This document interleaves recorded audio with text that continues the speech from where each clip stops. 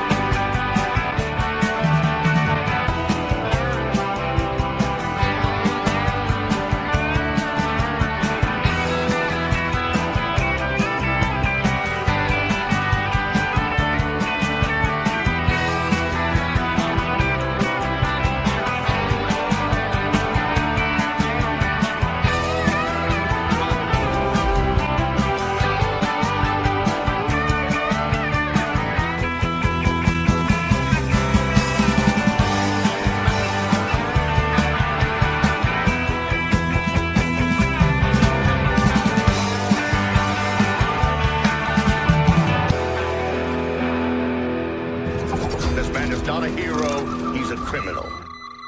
Shut up!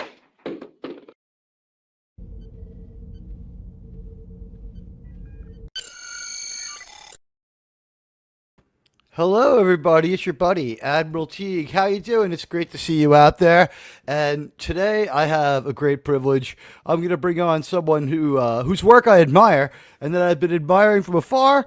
You probably already have heard of him. He is another great YouTuber, as are all of the people who have agreed to come on my show. And all of you are excellent people for being here. If you're coming through later, watching with the tab open for a little while helps. A like is the super chat that you don't have to give. I'm only interested in your love. Please love this stream so that we can get more bandwidth. People need to know we're out here. This community's voice needs to be heard. And you know what? We're saving Star Trek one stream at a time. Let me bring on a guy who knows Star Trek and Star Wars in a way that I have to tell you, I find outright impressive. You may know him from YouTube. You've seen him stream with Nick Weiser and others. Here he is. I was pleased to make his acquaintance just a few minutes ago. The J-Man. Yes. J-Man, welcome. Hey, thanks for having me on. I couldn't be more grateful. Like I said, I've been admiring your work from afar for a while. You're such a good Trek reviewer, in my opinion, that what I do is I watch your review after mine just because I don't want to bias myself and have any. Because you make some pretty strong arguments, but I would say you're most well known for, and I don't know if you're aware of this, but I may have accidentally stolen some of your thumbnails because you are number one in image searches on Google by default for Star Trek Enterprise. I'll stop stealing the thumbnails. I don't care. I don't care about anything. Just tell me what program you use to make them later, and that's what we'll be even. I want to say hi to everyone out there. We got Dave C., who was very instrumental in setting this up. Dave C., I want to thank you. Buddy Hepburn, my head mods here. We got Jonathan Hancock. Jonathan, it's great to see you. John the Beagle Dad is here.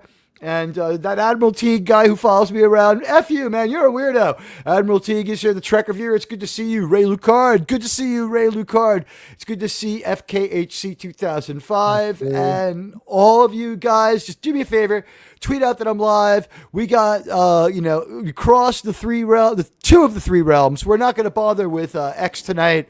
X is kind of, I don't know about extra engagement, but we'll get to that later. The J-Man is a really great Star Trek interviewer. And by the way, we already set this up, but I'm going to tell all of you out there, StreamYards, it's the best terrible software money can buy. So if I get kicked, it'll be about a minute before I can get back. I have my other computer set up to jump over there so that the J-Man isn't stranded. But he's done enough of this that he can hold his own. Poor Snowdove, I got to say hello, and he's like, Dig. All right, I know what's going on here. I've been on enough of these streams. And he held forth for like 3 minutes. I hope not to get it that far, but maybe we'll get done jinxing the stream and we'll talk about two things. I'd like to start with J-Man. It has reviewed, if I'm not correct, every single episode of Star Trek Enterprise in a roughly 10-minute time frame. 5 to 10 minutes is your sweet spot, right? Yeah, I find that if you go too long, you might lose. Either you're going to go the long form and be like, let's really in-depth review the crap out of this, or you do it short. I think people who watch the reviews have already seen the episodes and they just want to see what I think about it. So they don't need me to explain the entire plot and everything. It's like, I just get right into it with my, my space system that I use. So I just quickly get into that. I do the same thing with my Wonder Woman reviews. So every Wednesday I do Wonder Woman. I've done, Linda Carter's done in like 2 or 3 weeks. I did it with original series. I started doing it with Space 1999. I did it with Persuaders. So I've been doing these shows. Somebody's asked me if I was going to do Next Gen, but we're watching Next Gen right now. And we're on season 7 right now as we speak. So tonight's episode was the one where they were de-evolving. It was called Genesis. Anyway. Oh, Mr. Barkley turns into a spider and the captain. Oh, I love Barkley. I'm turning into a pygmy marmoset. Yeah, I love Barkley. No, you're turning into a robot uploader yourself. But yeah, so anyway, it's too long. Like that is like Next Gen. My thing was that Next Gen is way too long. Deep Space Nine, Voyager, they're too long to do all of that. Too many episodes, and everyone's already knows about those. Like those 3, it's just, and original series also has been talked to death. Yeah, but Enterprise, it flies under the radar. A lot of people couldn't get it during the first run. Mm-hmm. It's also more bingeable than weekly watchable. Hello, Radioactive. Welcome to the show. Hello. That was the first one I watched off of TV when it was on. I'm way late to Star Trek. Like, if you asked me in high school, what do you think about Star Trek? I'd say it's for losers. Like, I didn't like Star Trek. The first Star Trek would have said that, but I was watching it. So, you know what I mean? I just didn't. I had my Black Sabbath T-shirt. Even then, I had the Black Sabbath T-shirt, and I had the black leather jacket, and I was like, "Fuck you." Yeah, Star Trek sucks. And then, like in the car with my friends from my band, where we played a lot of Black Sabbath songs. Like this was a lifelong obsession, but we'd just like smoking a joint, like be like my friend Butch, and you have to be from New York to have a friend named Butch, and he's like, dude, you ever imagine like if Kirk fought Elvis? And I'm like, he'd kick Elvis's fat ass. Like, no.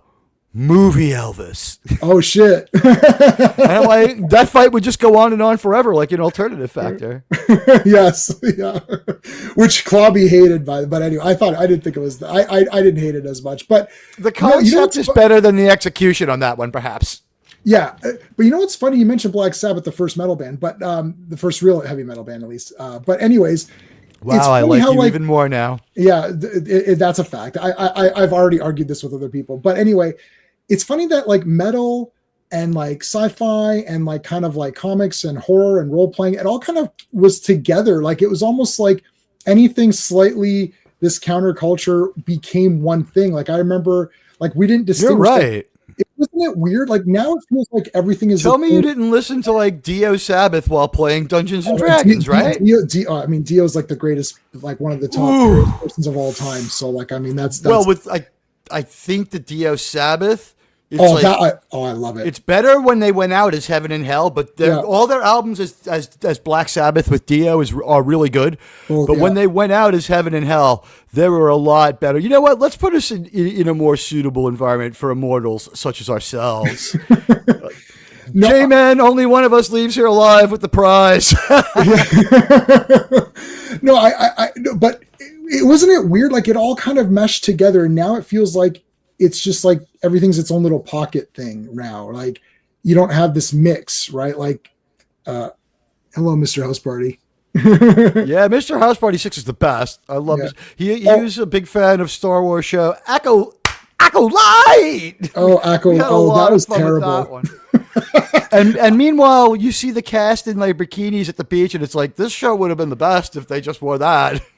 Yeah, right. Well, Star Wars has the habit of taking attractive people and making them look really ugly. And You know, Ugly on Purpose is a big Star Trek thing right now, too. Like, while Mary Wise, is it her name? Mary Wise is now about as big as Tilly is supposed to be. Season 1 on the red carpet, while not a size 0, you know, she's a lot of guys don't go home to anything nearly that good. So, I mean, I'm not going to sit here and take shots at her appearance, but I think Alex Kurtzman did. I feel that she was shot in the most unflattering way.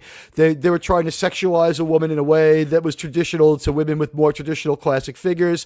Mm-hmm. And like, while there might have been something, an aura that could have been written into Tilly that would make people be like, you know, Tilly's not the most sexy girl, but there's a coolness about her. Like, I could see getting drunk and having something happen with Tilly. And that's just, she never got there. It's like, that's the power of fucking math. It's like, Is this so? Okay, so just so you, basically, I saw the 3 JJ movies. After Star Trek's dead to me, I have not watched anything.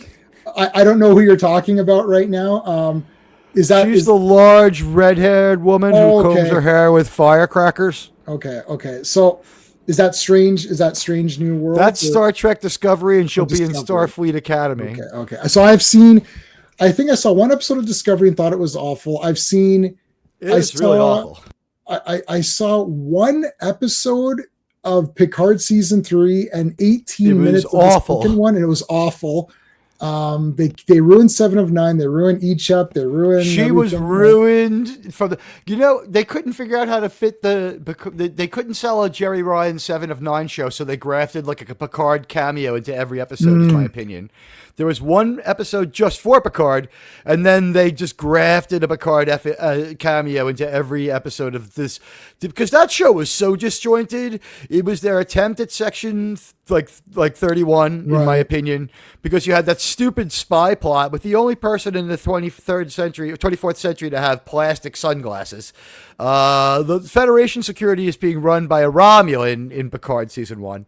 And like how the Federation couldn't find a system with 8 stars arranged in like an octagonal pattern to summon like, you know, like Romulan cyber Satan. Like how they couldn't find that's beyond. That was some of the dumbest shit I ever saw. Yeah, see, my wife and I, we love Star Trek and Doctor Who and Blake 7. Those are kind of the 3 that we always rotate. So we put all those in rotation. So like, she watched a couple of Discoveries. We watched them and she absolutely hated it. I hate it. So like, we're done with that. Where we didn't even try Strange New Worlds. We're not going to watch Academy. J-Man. Yeah, we're not going to watch. I bought Picard season 1 Blu-ray and then I put it in and I was like, oh man, this sucks. So it's like, I watched it. I was like, I shouldn't have bought this. Stay the hell away from the Blu-ray on that one. Here's why. Yeah. If that is how they say, this is the deal.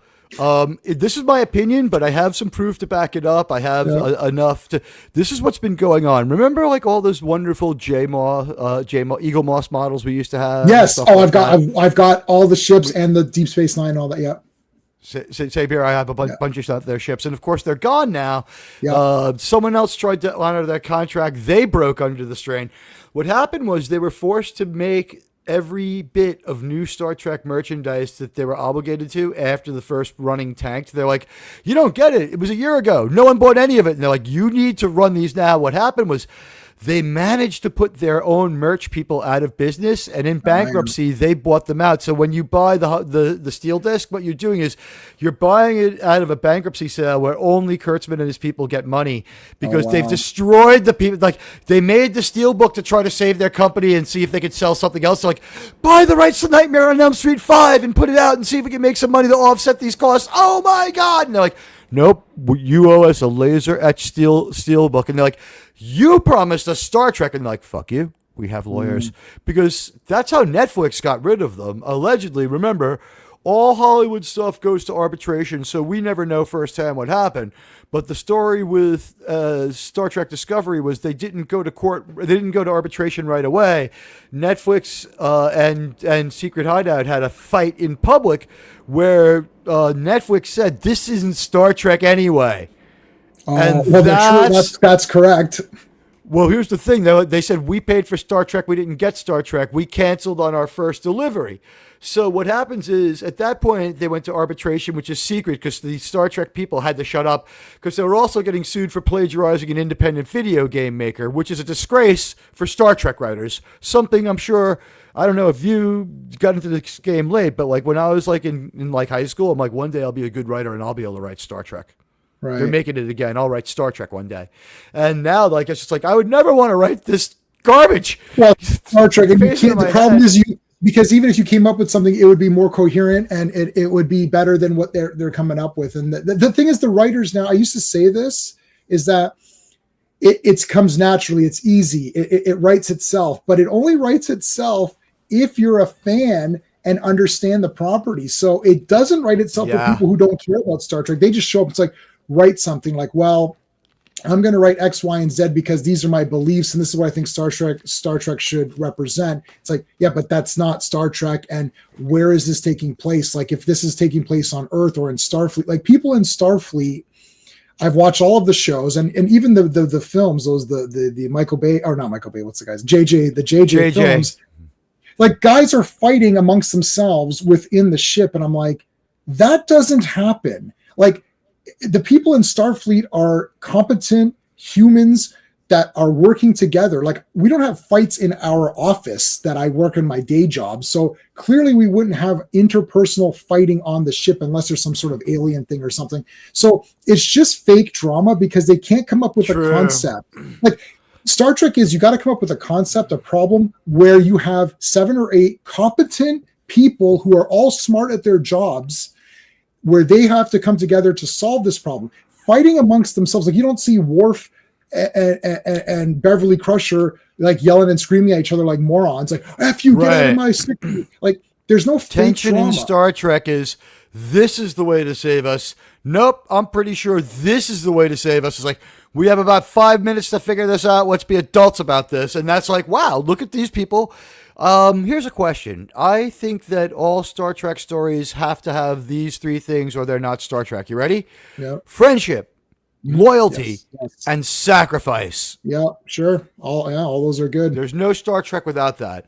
Yeah. Also, the Federation is not supposed to be a problematic, bureaucratic, broken down mess run by spiteful women. And the way they own that self-own is so crazy with the new Trek people, where they have a writer's room filled with what we could only call under-talented, underpowered performers. And their idea is, we can't do good Star Trek, so we'll undermine the old Star Trek. As you said in your Detained review, which I want to ask you about, for Enterprise, the subtleties, they're not there. They can't even touch it. Their idea of subtlety is to show, tell, show again, tell one more time, then have the computer say it back, now in the voice of Stephen Colbert, and make sure that we know damn well it's like the ship is moving forward. My God.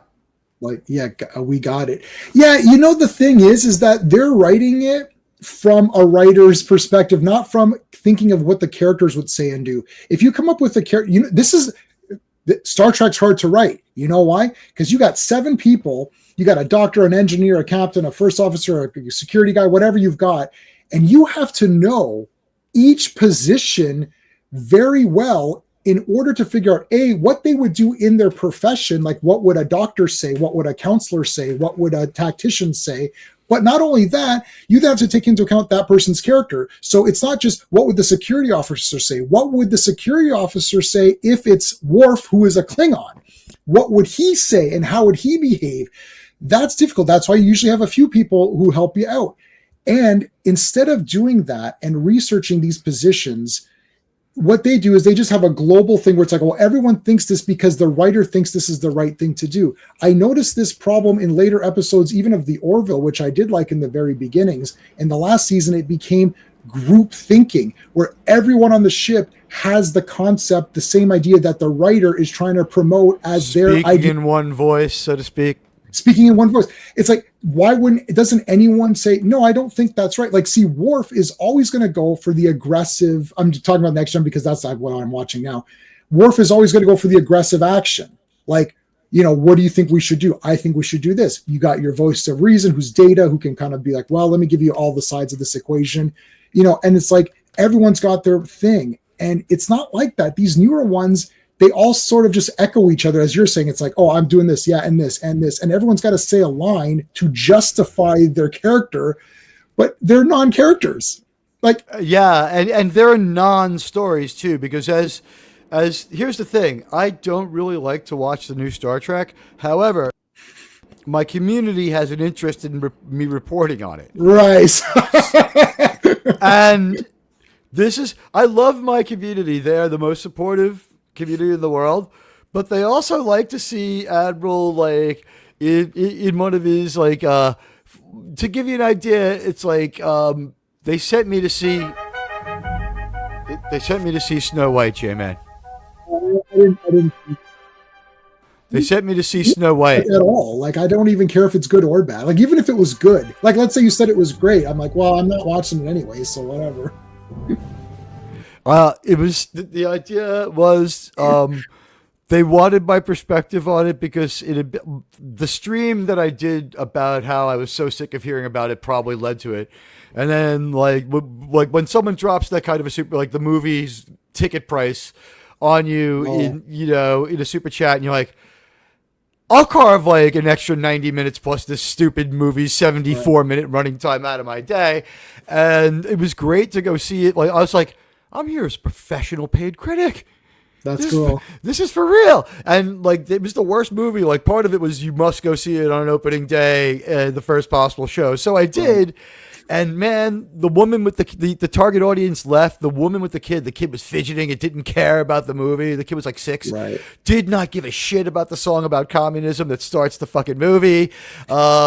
This garbage that movie's just, and like, I'm kind of vicariously, like, I laughed out loud in all honesty with genuine ironic laughter for the death of modern culture and the Walt Disney Company 2 or 3 times in that movie because it was so cringe, but in a way it was entertaining. You know what's fun? I don't recommend it though. No, I'm not. But I can give a comment on the entire thing of this Snow White. It's very interesting because the problem here is that it's Disney remaking its own thing. Now, if you take this into perspective, not the Disney cartoon, beloved Disney cartoon, first feature-length animated film, important for Disney as a company, important for animation in general, important as just like first feature-length animated film, the first feature-length animated film from Disney. Disney's, so it's very important because that movie is not the Brothers Grimm's tale anyways. So it's already the fake version because they Disneyfied it, right? So which is fine though. It's Walt Disney's, right? Yeah, it's Walt Disney. So the problem is that because there's been so many Snow White movies, there's where there's like the Huntsman versions, and there's the one with Sigourney Weaver. There's all these different Huntsman's better than the first, just because she's not in it. Yeah, but she's hot. But I mean, come on, right? Well, but in this case, they're remaking their own movie, so they don't even have respect for their own product. This isn't like me saying, you know what? I'm going to take Snow White and I'm going to put my politics into it. I'm going to change it to the way I want it to be. And you could just say, well, J-Man's a nutcase. We're not going to watch his crappy movie. But this is Disney remaking their own.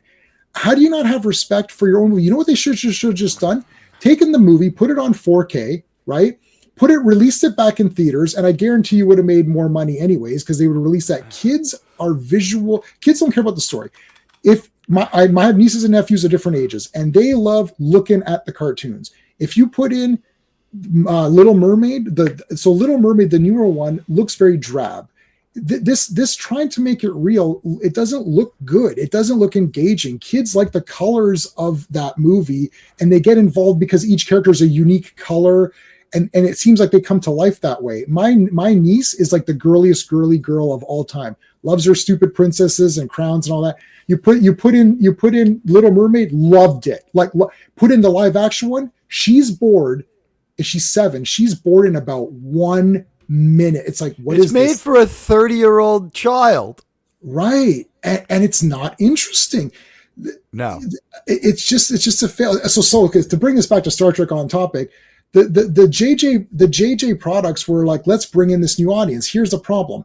Star Trek has a nerd stigma attached to it. You can't get rid of it. You can make it an action. You should lean into it. Lean into it. My it mom, got its my biggest. cousin, The nerdier it got, the bigger it got. Yes.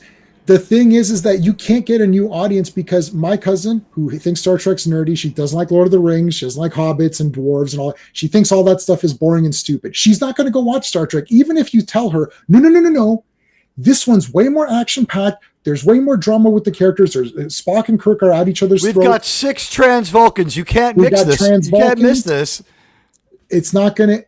It won't happen. They're not going to see it no matter what you do. So all you do is alienate the fans that would have gone to see it. And actually, Star Trek, Doctor Who fans, Star Wars, we're the most open-minded. You know why? Because we've accepted so many different versions of these things that, we're willing to accept anything that's kind of cool. As long as you don't piss off the old canon, like Doctor Who. They went back and they said, oh, he wasn't the first. I don't know if you're a Doctor Who guy.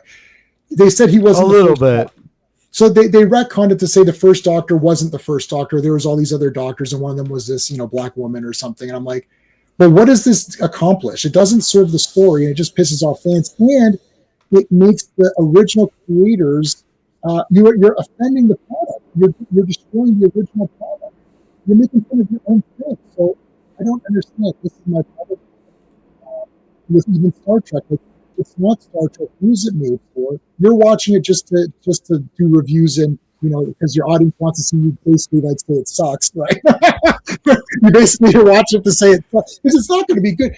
I'm very fair. If I went to this movie, I would very fairly grade it. I have given like 3 or 4 out of 10 on some movies that people are like, this is trash, 0, garbage, crap. I'm like, listen. I'm not going to just say it's 0. Like, I won't operate that way. I'm a film guy. I took film courses. I've written scripts. I've worked in television. I'm not going to just say something sucks just to say it sucks. I'm going to fairly evaluate it.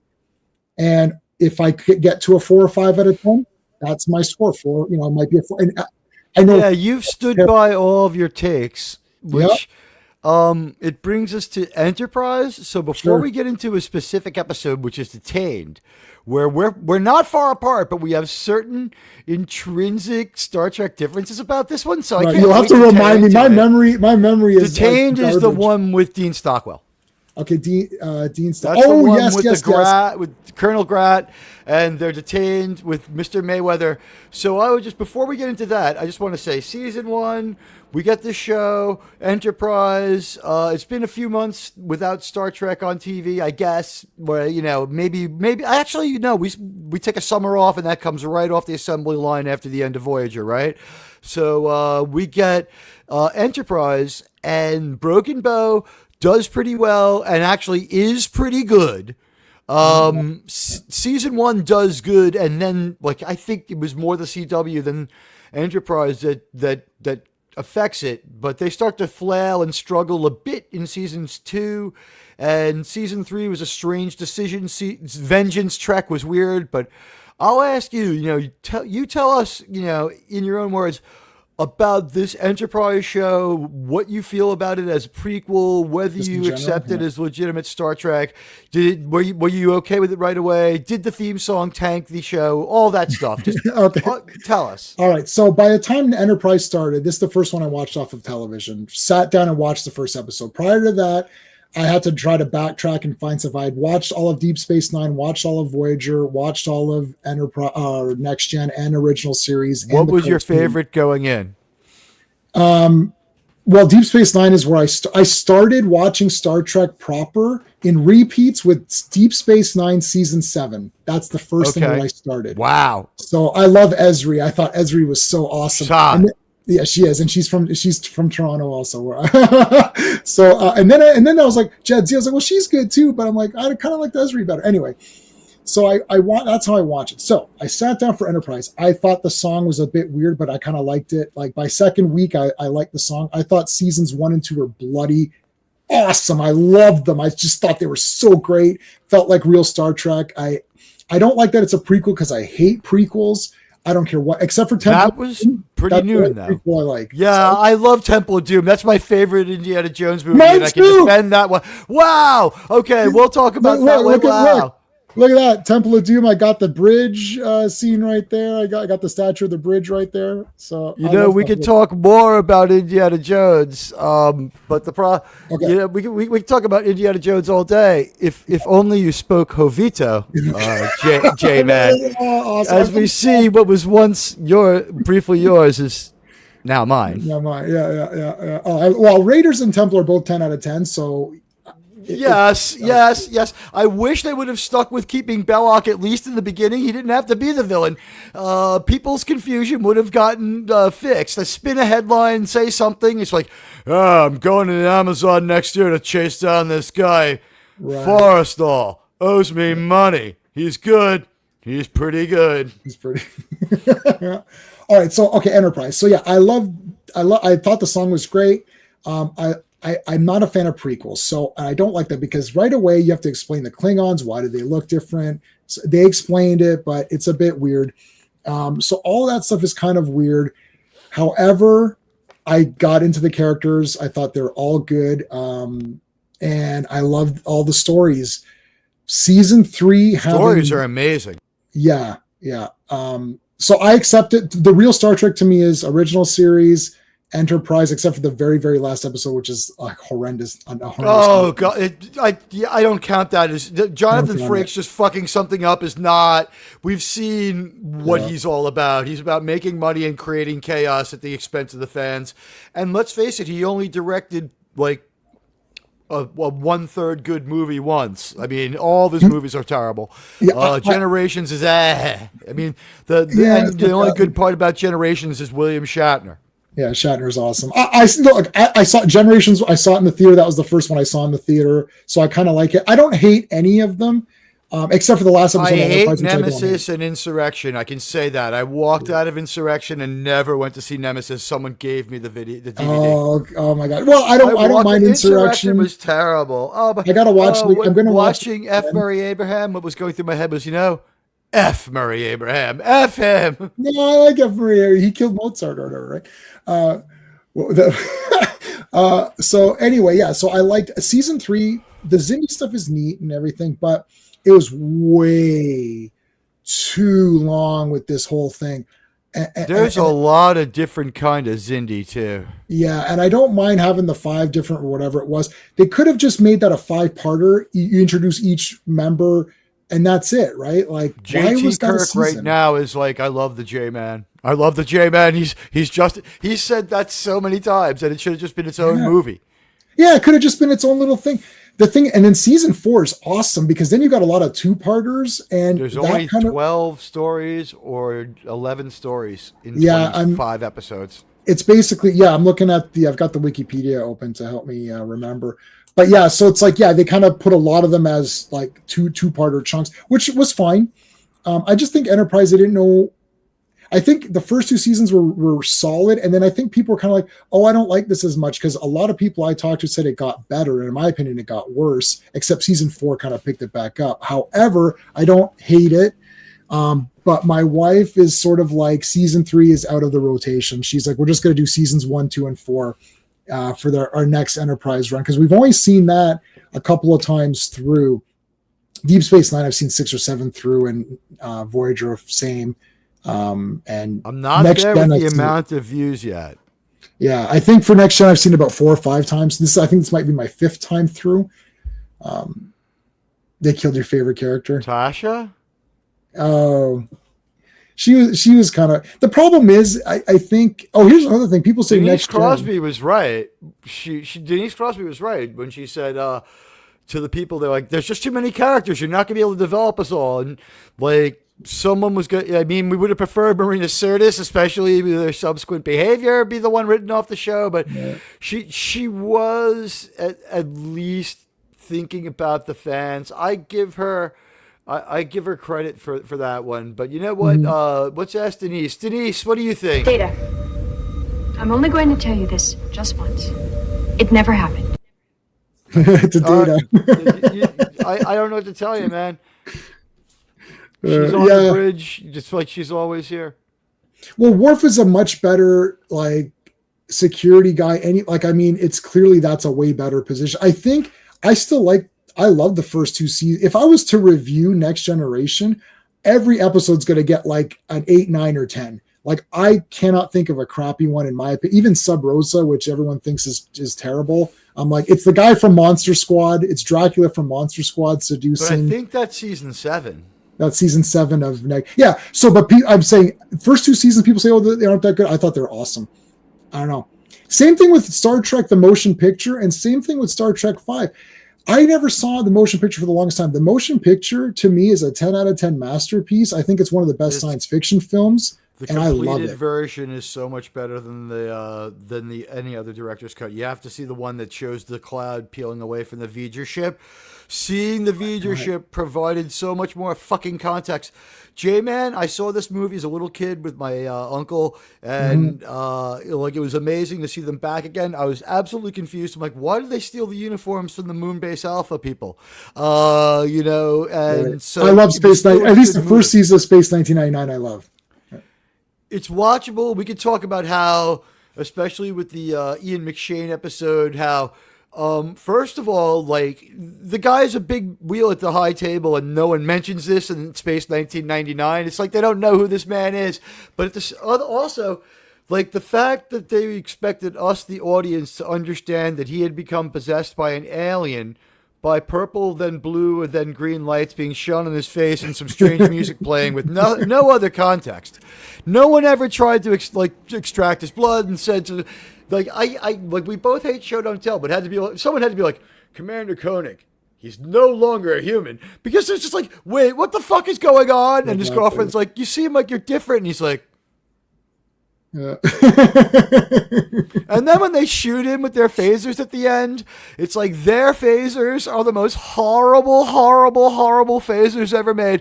Yeah. Guys, the Space 1999 humans are especially brutal. Their phasers slowly cook you to death. He's like burning for how long? Like, it's just going on forever. And Commander Coney's just like hosing him down with this low power like spray of ions, with like this brass knuckles looking phaser that they have. Yeah. I don't know what else to call their gun. You could punch with them too. It's like a physical. Yeah, I think I reviewed that one. I've reviewed almost. I stopped Space 1999. That episode didn't make sense. I can't remember what I gave it. See, I don't remember what I gave. You had to Google to understand. It's like, so he was taken possession by an alien. That's what the purple light was. No one was going to get this in episode 3 of this fucking show that had a 2-part beginning, where part 2 didn't match part 1. The magnetic sickness just goes away. There's a lot of weirdness with that show, though. Like, the order is all messed up to hell. Like, even I've got the Blu-rays. They lose their cast between seasons. They only bring one person back, except the principals. Yeah, and they got rid of the one guy who I really liked, who is like sort of like Koenig's, the older guy. I can't remember his name now. It was basically his version of Spock. He was the doctor on the moon base, and he was the one who figured out most of the stuff and had the Spock-like role. And it was extremely important to the dynamic of the show. And with that guy, it's working. And then he's just gone, and there's someone who's similar to him, and then some alien and his daughter who can turn into a fly. But you know what? Yeah. Let's talk about specifically Enterprise, although, you know, tangential's fine on our show, on my show. Here's the thing. Enterprise. We've got a Star Trek show. We've got Scott Bakula. We get Scott Bakula back together with Dean Stockwell as quickly as we can, in a way that I felt almost smacked of desperation. Right. The episode, like you said, it's not the worst episode, but the thing is, we had just spent a lot of time working the Suliban up into a formidable bad guy. Yeah. A bad guy we needed to fear. Then we do Japanese internment, and which is cool. Right. It happened. It's not too soon. Which, by the way, that's part of Star Trek. And like when people say Star Trek's always been political, it's like, yeah, but Star Trek's never been ahead of politics. When things don't happen that are unjust and it's not too soon anymore, it wasn't too soon to say, you know what, here we are in 2002. We made a few mistakes during World War II. It's like everyone's like, Grandpa was a nice person, and he didn't have, anything. He didn't have, he had nothing against anybody, and he fought in World War II. He didn't do anything bad. And also this constant mix of there's no real difference between good and evil. I mean, only if you're Alex Kurtzman and you don't think there's any difference between cocaine and freaking methamphetamines. I mean, one's bad for you, one is terrible for you. You know what I'm saying? Like, and neither is good for you. Yeah, I mean, like, I'm trying to remember the full. I don't remember what I gave that. You liked it, and you said you liked the story a lot. You really were enthusiastic about the story, and I did a video essay and of our panel discussion. It was kind of early for us, but what I did was I tried to bring up the attack that Trip pulls. Now, what happens in Detained, for those of us who don't remember, guys, is and Detained is an episode that the upload of got a lot of people here. Detained is the episode with Dean Stockwell. We did a watch party on it, but then we also did one of the very first Saving Star Trek essays on it. And we kind of EFAP and deeply get into every episode. Okay. And so, like, we didn't miss that they also kind of threw in a little Camp X-Ray stuff there. And that I felt, now everyone liked the episode except me. I gave it a lower episode than the rest of the panel. And my problem with the episode was this.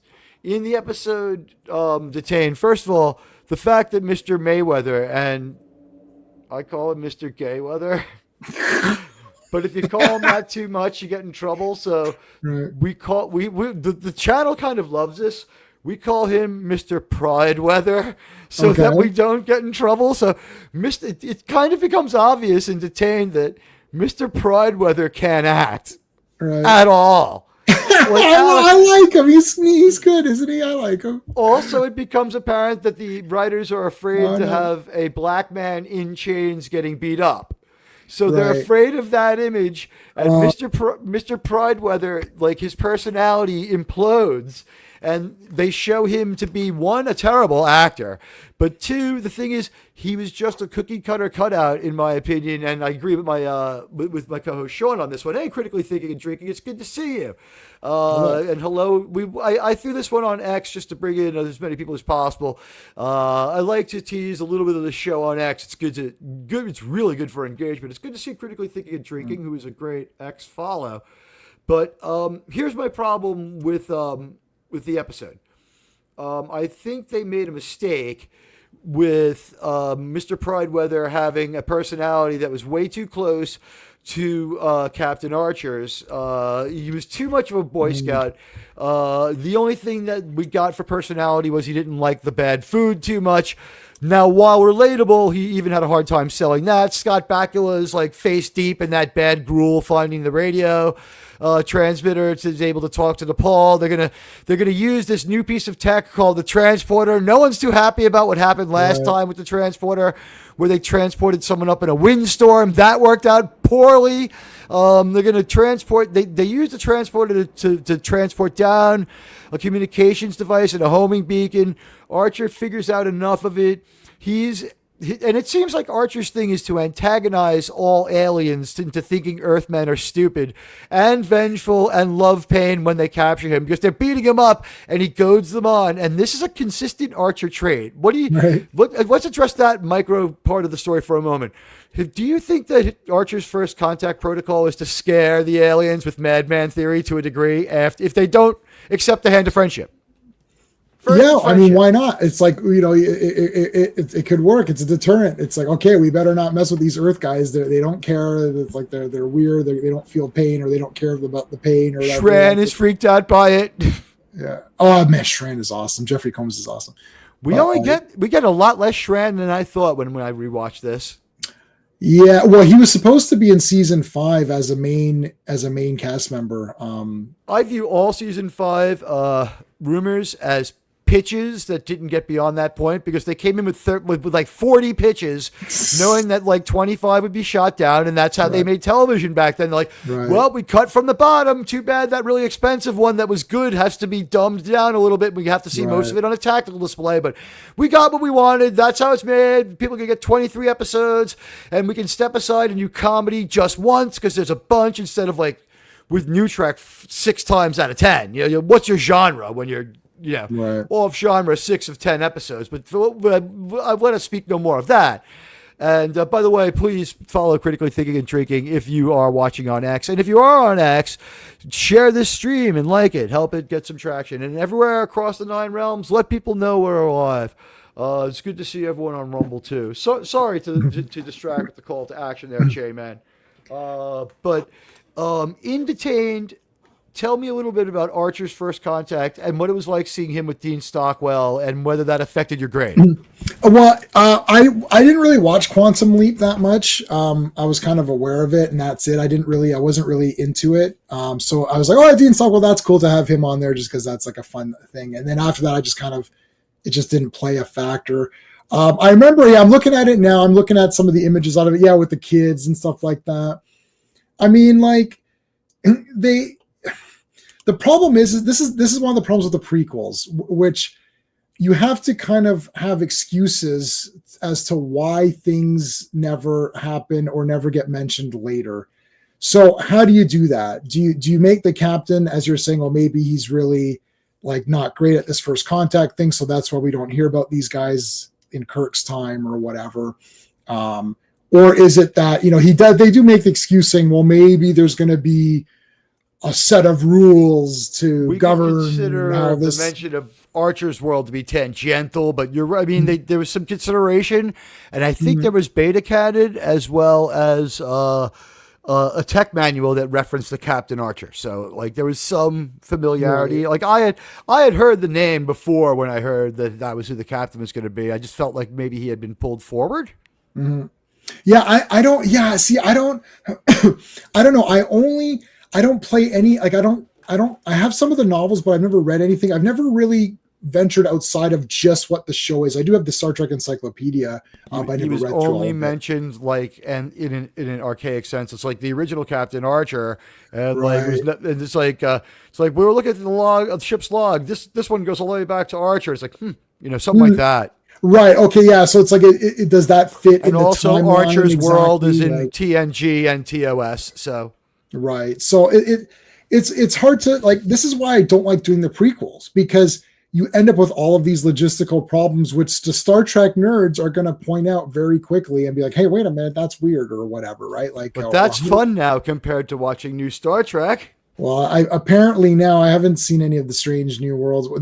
Is that Pike? Is that Pike's in that one, right? Or no?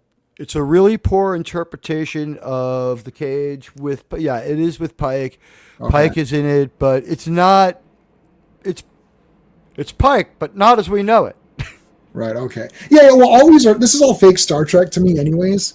Like, pretty much everything from 2009 or whenever JJ's movie came out, which I 05, I think. The Saving Star Trek mantra is the 6605 continuity, because my assertion is that the Cage is not Star Trek, but the Menagerie is, which is a weird thing to say, but I can back it up. Right. Well, that's fine within that, like, within that context, or whatever. You could say, well, yeah, this is re-edited or whatever. But, like, okay, so basically from JJ's thing and on, I've either seen very little, nothing, and I don't care to. I envy you. I owe it to my community. They want there's an interest in what happens, but no one wants to watch it. So we watch it and we report on it, and we, I think, like during this last one, like one of the panelists became depressed. Another one got physically sick and had to be briefly hospitalized. It was that much of a downer. That's how bad it was for us watching it. So while I'm not a doctor, I would say, like, a depressing show that makes no sense and tells you that you're a horrible human being is probably not. It wasn't fun, I can tell you that, and it wasn't Star Trek. That's all I really know about it. But you know what? As far as Detained goes, Dean Stockwell's in it as a low-effort alien. He runs the detention camp where these aliens who don't necessarily have hostility towards Starfleet because there's no Federation. With DePaul in charge of the Enterprise way early in the show for real believability, Trip probably should have been the man on that one. Right. But what happens is Archer and Mayweather went down for either a first contact or possibly a clandestine observation, the way the Vulcans pulled it off. They're discovered. They're thrown into Camp X-ray-like facility where they are subject to enhanced questioning. But once it's kind of found out that they're aliens, which this species that Grack, who is Dean Stockwell, is part of, they basically look like Bajorans. They have like their nose ridge aliens. Like that they once they find out that it's another species, they're like, you guys are new players in the galaxy. We don't know what your deal is. And what they don't know is, and I guess this is something the show keeps to itself, but like the Vulcan suppression on human exploration means like we go out there a lot tougher than anyone expects, so we're able to push Grack and his people around. But the Enterprise, the NX, as I like to call it, because it's not really the Enterprise, it's not too close. So they've got to try to get in there and rescue Archer and Mayweather before things go wrong. But the thing is, the people who have them are willing to yes, this is the Highlander building. It's not too far from Admiral Teague land. I can walk there. I walk past it a lot when I go for long walks. It's fun. Thank you so much. That means it'll be a YouTube highlight for Admiral Teague, and a lot of people, if you're out there, you know what? If you want to watch this on X, feel free. If you feel like browsing X and commenting on this while you watch it on YouTube, the link is in my bio. My guest is the J-Man. We're talking Star Trek Enterprise, especially I think it's in episode 1, season 1 episode, Detained. And this one has Dean Stockwell from Quantum Leap. So it's a reuniting of these two longtime co-stars. And Grack is running, as I said, a detention camp. We've got Suliban mixed in there. There's a tension between his people and the Suliban. The Suliban now become analogous to every homeless, wandering, displaced people to ever exist ever. So they're metaphoricals, and all of a sudden they're not this formidable evil bad guy. Right. We find out like Suliban Prime got effed up, and they weren't bad until that happened, and not everyone's part of the cabal. Right, these are the nice ones. Yeah, if you don't join the cabal, you end up in a detention camp by whoever Grack's people are. I forget their name. And the thing is, this episode humanizes the Suliban to the point that we don't use them as a primary enemy again. We don't go into a shooting incident with the two. I think it's season 2 because we had the failed Shockwave before it, hadn't we? And Shockwave is such a failure. Such a failed episode. But this was my problem with Detain more than anything else. I thought that they squeezed Grack in to accommodate Dean Stockwell, didn't let him be evil enough. They were reasonable. They're going to release Prideweather and Archer, but hey, DJ Play Nice, good to see you. You rock too. And everyone, DJ Play Nice gives sound advice to American citizens. So he's not mustache twirling. He's sort of like portrayed as this functionary who thinks he can do good. He's kind of a District 9 administrator sort of feel to him. He doesn't want to hurt anybody, but he says, every Suliban that we don't watch, they could end up in this cabal.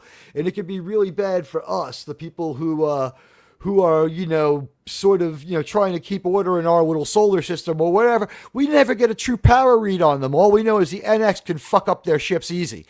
Because the NX is going to be there in about 3 days. Our heroes on the ship know this. The bad guys know this.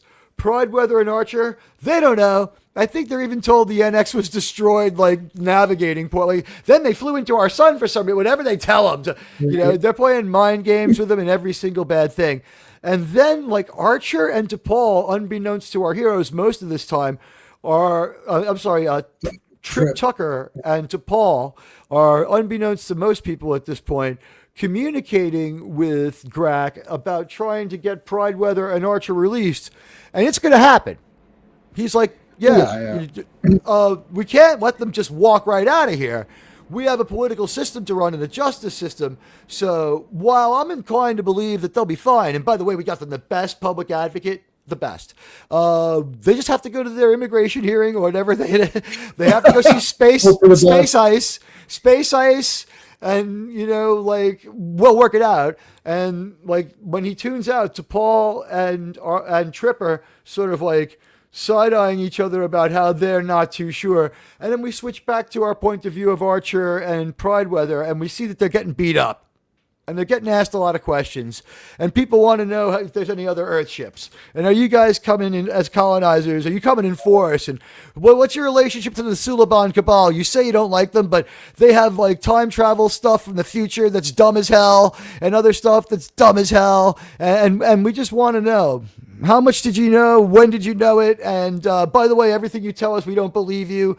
And that's when Archer's like, on Earth, when you punch someone in the face, it means you really respect them highly. And it's just like, going back and forth with Grok. And it's good because these actors have established chemistry. But he's not full-on bad guy. He's like, I don't want to hurt you. I agree about how many lights there are. It's just like there's none of that dynamic. He's like, yes, four lights, absolutely. Like he's trying to be. And then playing it too safe. So basically, you're saying it's just the whole. Well, no, I haven't even gotten to the bombshell. Oh, and we have either a massive X arrival or we may have snow drones. People, we'll find out later. Let's see how we're doing on YouTube. I don't know. But we welcome everyone who is here, and it's great to see you. Oh, yeah, no, this is just a massive X presence, and thank you, Critically Thinking and Drinking. So a lot of you, if you come through this and you want to keep scrolling on X, as I said, it's in my my X bio where this YouTube page is. Or if you want, it's also available on Rumble, Admiral Teague, Teag. But here's the thing. As Trip and DePaul get closer with the NX, and things get worse on the planet, we find out the Suliban aren't such bad people, and we humanize them a great deal, making them an ineffective enemy that we can never use as bad guys again. And then the other missed opportunity being that Grak and his people have a legit beef, like with what happens at the end of this episode. And I think that this is the flaw in the episode, but it might be that the CGI and special effects department didn't get the memo. What happens, ladies and gentlemen, is at this detention camp, we're going to try to get Archer and Prideweather out before things get worse, and we're not going to wait for their justice system, because the next time we talk to Dean Stockwell, he's on screen, and they're like, well, how'd it go with space ice? And he's like, when Starfleet sends us its officers, it's not sending their best. And they're like, wait, hold on, this is a totally different tone than you had the last time we talked. And he's like, you're not sending Kirk. You're not sending Picard. You're not even sending Cisco. You're sending Prideweather. You're sending Archer, and some of you assume are very nice people, but this is, Space Ice doesn't like him anymore. And he kind of like, it might take a little longer than we thought. And they're like, well, we're almost there. What do we do? And there's a conference between DePaul and Trip where they plan to rescue them no matter what. It includes Reed infiltrating, and it includes an air raid. Not an air raid, let's call it what it is. A very punitive triple airstrike by the shuttle pod, which I call the Colonel Green, because I figure, well, the thing is, it's not quite the General Lee, right? It's the Space General Lee, so it's from Terra Prime. It's the Colonel Green. It's got the Terra Prime logo painted on the roof, and on the bottom it says gas, grass, or ass, and it plays the beginning of Dixie when it fires its weapons. But Shuttle Pod 1, when it goes down there and attacks that base, first of all, is the most powerful ground attack we have seen anywhere at all ever, leading you to believe T'Pol and Trip in the part of the strategic conference after they decide that they have to attack and infiltrate. T'Pol is like, you'll want to go after their barracks first and then circle around for the daycare center, then strike the hospital so they can't treat any of their then strike the infirmary so they can't treat any of their injured. This will demoralize them. And it's totally untargeted. The way they attack, they destroy this base that has 80 to 190 Suliban, something like that at it. And it's a fierce and intense airstrike like you wouldn't believe. And the CGI department knocks it out of the park with a visually beautiful and visually engaging airstrike. But this is one of the most punitive, non-targeted, dangerous, at least 200 of the oppressors were killed, and at least a third of all civilians had to have died. Survived. Don't worry. It was so targeted. It's like Zack Snyder's Man of Steel. It's exactly like Man of Steel. Everyone just survived somehow. Don't worry about it. Do you agree with me that although visually stunning, once we think about it, the punitive attack run by the Colonel Green is way, way, way too over the top and way too aggressive. It's pretty good. See, the thing is, and I when I was watching, I wasn't thinking. I was like, well, listen, they got to get their guys, they got to get their boys out. Like, I don't know. They endangered their guys. Like, the communicator's so exact. It's like, you'll want to go to the northwest corner, sir. That's the only place to be safe. The northwest corner, but there's nothing there but the concrete. You'll want to stay away from the infirmary and the daycare center, sir. It's like, wait, what? It's all precision. It's all. Like, can we just say, a Florida man pulling a drive-by of massive proportions is kind of a little bit like leaning into the trope. I think like they just didn't. It's a weird thing because it's like these aliens. I understand what they're trying to go for. It's like, okay, we can't make the aliens. I almost felt like they didn't want to make a race bad, so they try to be like, well, these individual guys are bad who happen to be part of the race, versus like earlier Star Trek where it's like, you don't trust Cardassians, you don't trust the Romulans. That binary stuff. Yeah, I see what I understand what they were doing and kind of why they were doing it. Because already at that time, when was that? I don't know. Is that 2000? That's gonna be 2000 something, right? At that what the episode? Yeah. So like we're into the 2000s by the 2002. So yeah, even then they were already thinking, okay, we can't, we don't want to make it too crazy. It's got to still be like, like a I don't know, a family show. Maybe the sensibilities were just a bit off. It's like, don't be afraid to have villains. Don't be afraid. That's a fear that they have now. Every villain in every new movie, superhero or sci-fi or anything, they're always complicated or gray. They're never just assholes, right? And they needed to have a species that was rival to the humans that were assholes, right? Because you had your Kazon, you had your Cardassians, you had your Romulans, Ferengi. You had Borg, I guess, is always available. So you have your set guys who are always kind of like either untrustworthy, and sometimes they get redeemed. So it's like Klingons were the bad guys, but then they got redeemed for the next series.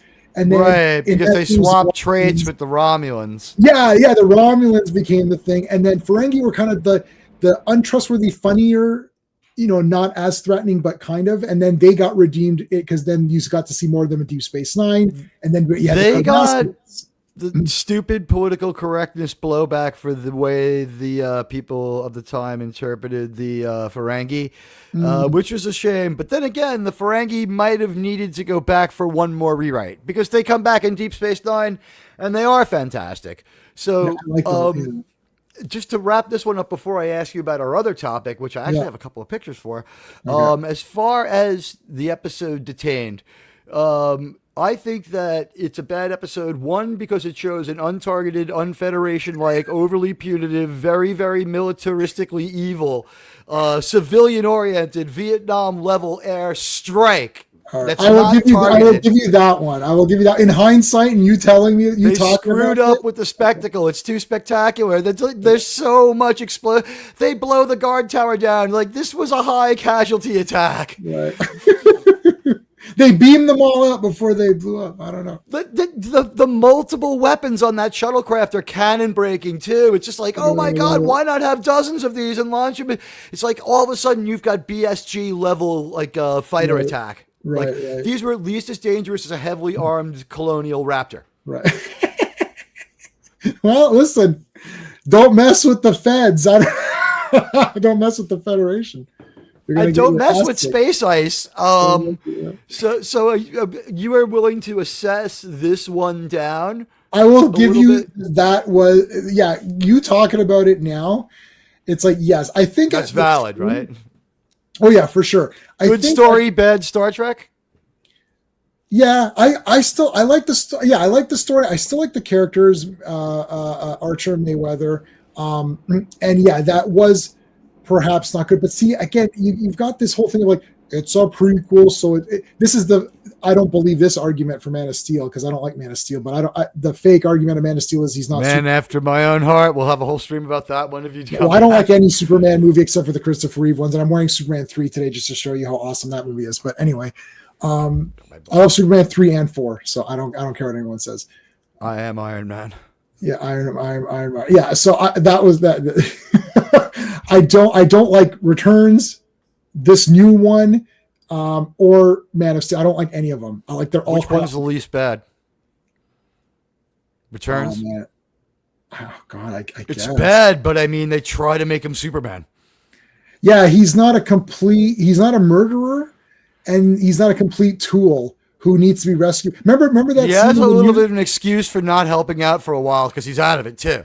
Right. It's like yeah, He's that's returning. true. He's returning. Yeah. So I guess that. Plus, If there's any problem, it's very little Clark Kent and very low Superman count in that one. Right. Yeah. I also met Brandon Routh, and he was super nice. Oh my God. Like He nice. seems cool. Yeah. He's I would have very liked to have cool. seen him get a second shot. Yeah, I liked him in that when he was the Superman of the Kingdom Come sort of thing in the CW. CW is pretty trashy, but at least he seemed pretty good in that Yes. thing. Anyway, so yeah, I agree with Hey, you. Wallace Lang, by the way. I just want to agree to Hey, a couple of Wallace. subs who've come in. Is there anyone I've missed? Hi to all of you. And hello, X, where people are taking at least a look and a gander. Hello, Nice. all.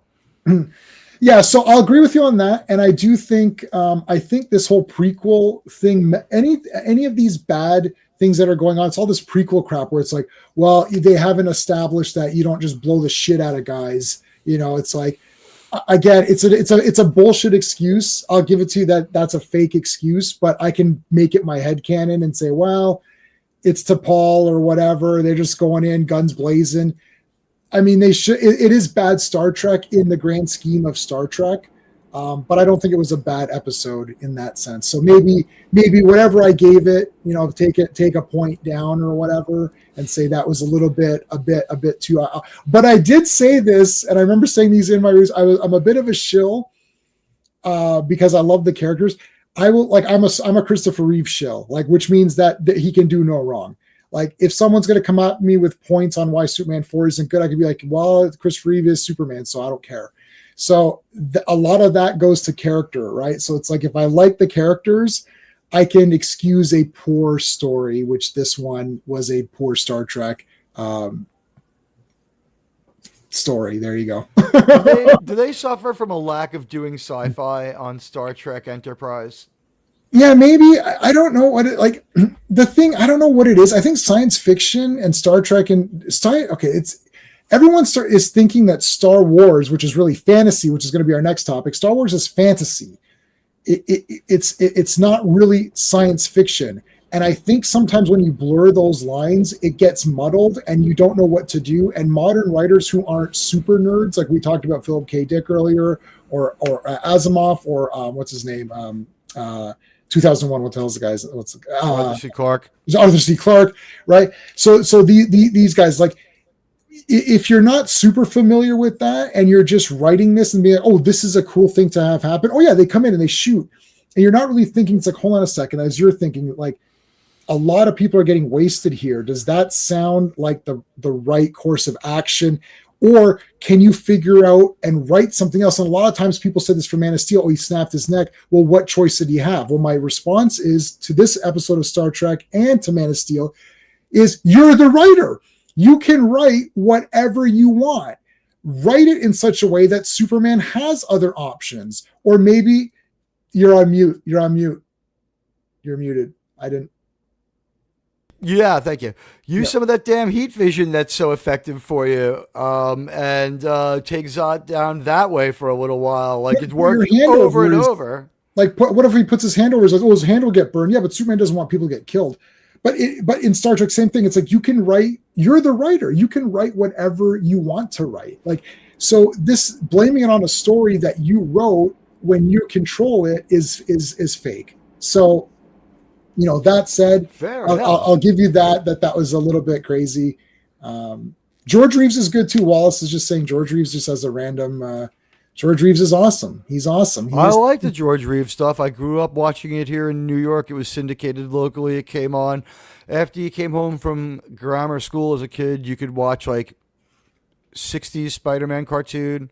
I met the voice of Spider-Man from that cartoon. That's so cool. Yeah, he was at like 10 minutes away from me at one of these like small conventions over here, and I got an autograph It's awesome because it's all Canadian. It's all Canadian stuff, right? So the guys, he was still obviously he passed. I think he passed away now, but I got him before, like he was like, I don't know how old he was, but he was an old guy.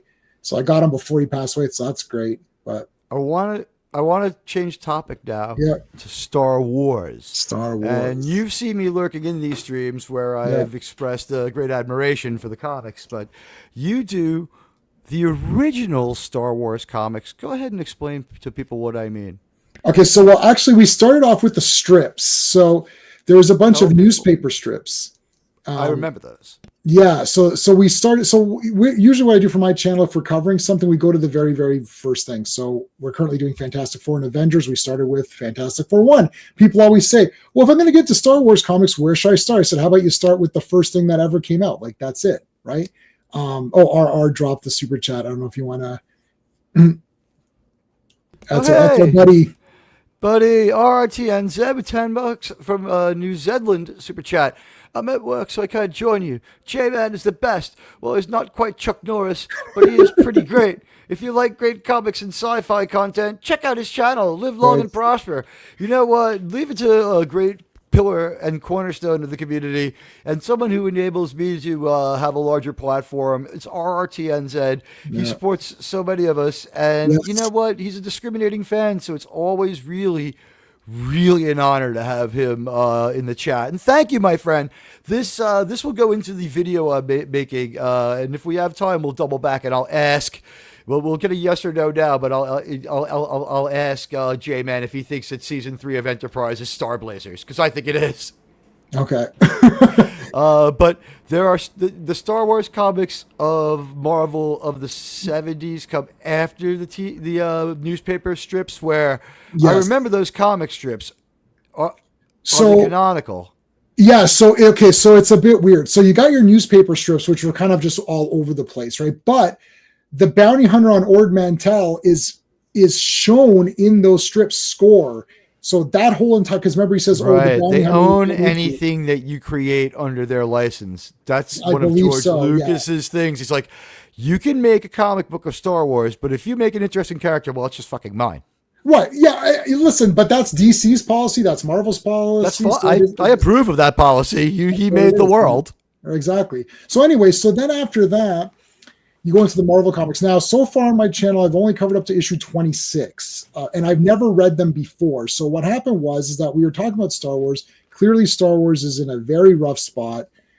Pretty much everything Disney has done has either been horrendously cringe or somewhat okay, I guess, maybe, right? Like, that's my review of it. That's my review of everything that they've done. Either horrendously cringe or I guess that's not that bad, maybe. That's my review of like Mandalorian or something, like, you know. Anyways, so I said, let's read the comics. So we went with the strips. We covered all those. Then we start with the comics. The first 5 or 6 issues, I believe, are just the movie. So now, once you're done with that movie, where do you go from there with the mandates from Lucas saying you can't have Luke fight Darth Vader in a lightsaber match because that's going to be in the films. So this is now taking place in between 77, the real Star Wars, New Hope or whatever, right? And then before Empire. It starts with their version of A New Hope. What do you think of that as far as what they did art-wise? It's I mean, it's fine. Like, it's this, like, I can't remember. It's better than Empire Strikes Back, where they just trace it. Yeah, I haven't got to Empire Strikes Back yet, so, and I've never read it before. So it's just they had their own copy. They put it on like a huge screen, and it's very exact, and they simply traced it, or they did something with a photographic negative. It's right. Traced. Okay, so that's cost cutting, right, or whatever. Get the issues out. I don't think people would have accepted it if it wasn't close to photorealistic at that time. Things like Heavy Metal Magazine had started pushing around Star Wars. Yeah. I'm old enough to have seen the first movie in theaters. Yeah, I saw Jedi in the theater. So I drove there in my 1958 Plymouth Fury. No, I didn't. I'm kidding. My parents drove me there in their Volkswagen. Okay. Not that old. So yeah. So that must have been crazy. But I mean, we've seen Jedi in the theater. We're like, this is the greatest thing we've ever seen in our lives. Like, we're just like dying over it. So after that, you have all these mandates. Like, you can't you can't have Luke and Vader fight it out, right? So you're left with a lot of brinksmanship there. Yeah, like Heavy Metal's awesome. I used to have a physical subscription to Heavy Metal magazine for a little longer. Hey, the Three Doctors. There you go.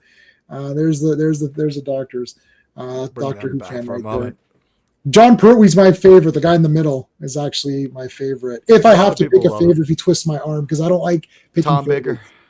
I mean, Tom Baker's the best Doctor. That's not really a debate to be had. Tom Baker is the best. It's like Connery and Bond. It's like, if there's Tom Baker and everyone else, who's your everyone else guy? And it's like, to me, I guess it's... You know what? House of the Dragon may have changed my second favorite Doctor Who. Let's just keep going with Star Wars. Oh, he's... Matt Smith is very good. He has the best... He is very good. Yeah, he has the best intro to Doctor Who episode, where it's just like the 11th hour. Like, it explains everything. It's a mini adventure, and it shows all of his origin quickly. All that's great. But anyway, Star Wars. So what they had a better understanding of Star Wars in that time based off of one movie. Remember, this is one movie. That's all that they have. Not now with Disney. They take it over. They have 4 trillion novels and 5 million comics and all these things, and they can draw from anything that they want to make their product. These guys had one movie, and what did they recognize? The next stories that take place is Han Solo is on this alien planet, getting together a bunch of guys to help these farmers, which is literally 7 samurai, because they recognize that what did George Lucas actually do? He took pulp stories, Flash Gordon style storytelling, serials, mixed it with samurai, Kurosawa flicks, Hidden Fortress. He merged those two things together. And what did the comic strip do? They immediately went to the next. They're like, well, what about 7 Samurai? Let's do 7 Samurai with Han Solo, Chewbacca, and these other aliens, that rabbit guy. And they also, they understood the Lucas world of, like, I don't know, how do I put this? They understood Lucas's mindset, because one of the very first stories is about a set of adventures on a place called Waterworld. I don't know if we ever get another name for it, but they're spending all this time on a planet. The entire planet's simply water. They understood that, like, the George Lucas planet, the desert planet's one big desert. The cold planet, like, the equator of Hoth is like where they probably were. The North Pole is the same as the equator, though. The planets are exactly the same. They have one biome. The city planet's a city. The only planet we could ever see with multiple biomes is probably Naboo, which, by the way, I would have liked to have seen one of the Death Stars stop off at. Fuck that planet. What you're touching on is the fact that it's fantasy. It's not science fiction, because and also they understood the story of was there not a throwback story of when young Luke first met Obi-Wan and he protected his family from a raid by the Sand People? Yes, and it was like a fake Obi-Wan or something. Like, there was like a all fake these Obi-Wan. stories are better than anything they put out on Disney TV, correct? 1000%. And in fact, during our streams, we actually stories are out there. Right, Lombardi. Hey, Lombardi. They should have just, you know what Disney should have just done? They should have just filmed those comics.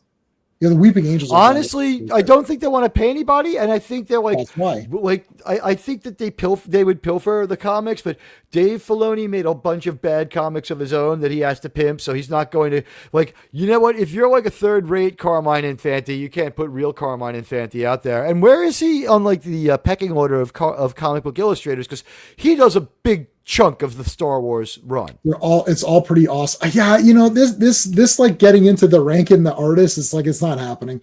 To me, I just want to don't rank him. Just tell me if you think how worthy he is. And I want to show you a picture of the first comic I ever bought. Ready? You tell me what you think of this comic.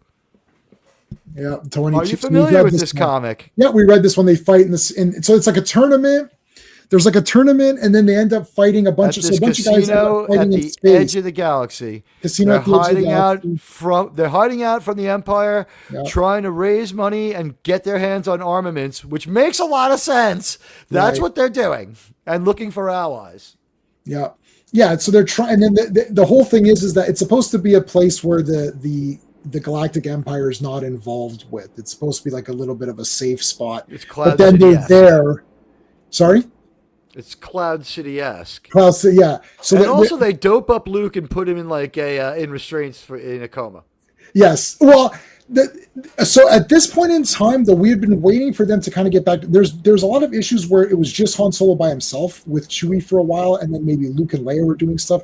So we're waiting for them to kind of all get back together. But in this particular one, they're fighting each other in space. Now, Chewbacca, for whatever reason, they could not get that guy right for the very longest time. I don't even think he's right for the next few issues. I think maybe towards the end of what I read. This is about as good as it gets. This one, I regard this as not terrible. It's not good. Yeah, like he looks like Grizzlor from He-Man. I don't know if you know He-Man characters. Yeah, I don't know what they were thinking. I guess there was something to do with George Lucas was like, you can make my comics, but that can't be exactly like my yeah, I don't know.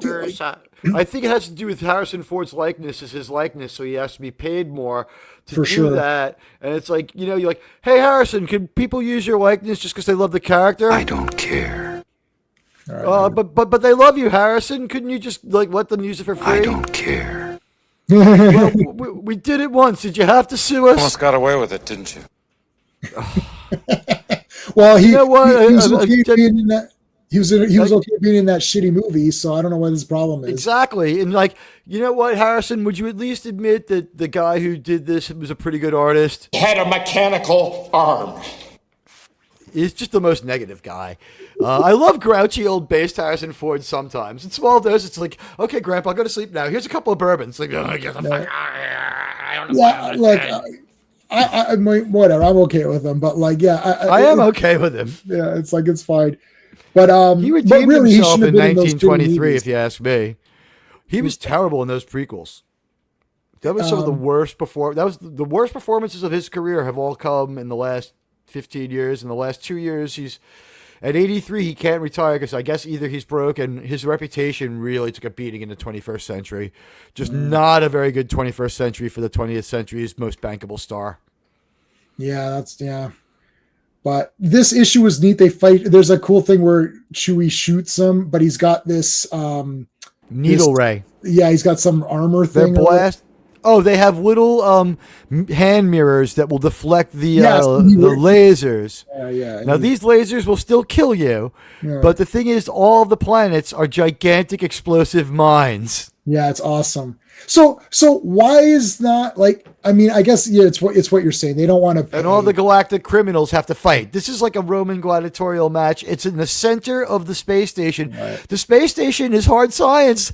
There's gravity in the ring, but not in the middle, and that's where the battle takes place. I was like, this is decent sci-fi, even looking pretty cool. back. Yeah, it's pretty neat. And like I was able to get all of these on Comixology. Now it's on Kindle or whatever. Like I was actually purchasing digital comics because I wanted to have like the good quality scans of all of these. But yeah, anyways, this was all.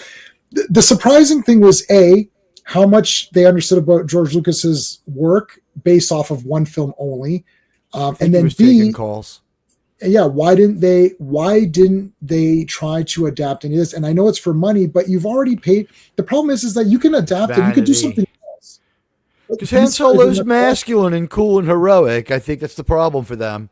It is. They And don't want that. They didn't even give him he didn't even get stormtrooper armor when he was a stormtrooper. He was the most piss poor stormtrooper. Right. That Solo movie was the most I walked out of that movie and I'm like, never spending a dime on Star Wars in theaters again. Never again. I mean, they just repeat his arc that he already has. Like it's like how did he have an arc and then he got another arc? Like here's the 3 months later, I find out Darth Maul was at the end. I walked out before that movie ended when he killed Woody Harrelson. I'm like, this shit sucks. And I was on my way out. I saw him talking to Freckle Jesus. So I'm like, what the fuck is this? And I was glad to be out of that movie. And I thought there's 3 novels that are imperfect but could have been combined. Like the final novel, what is it, Han Solo and the Lost Legacy or the Lost Legion?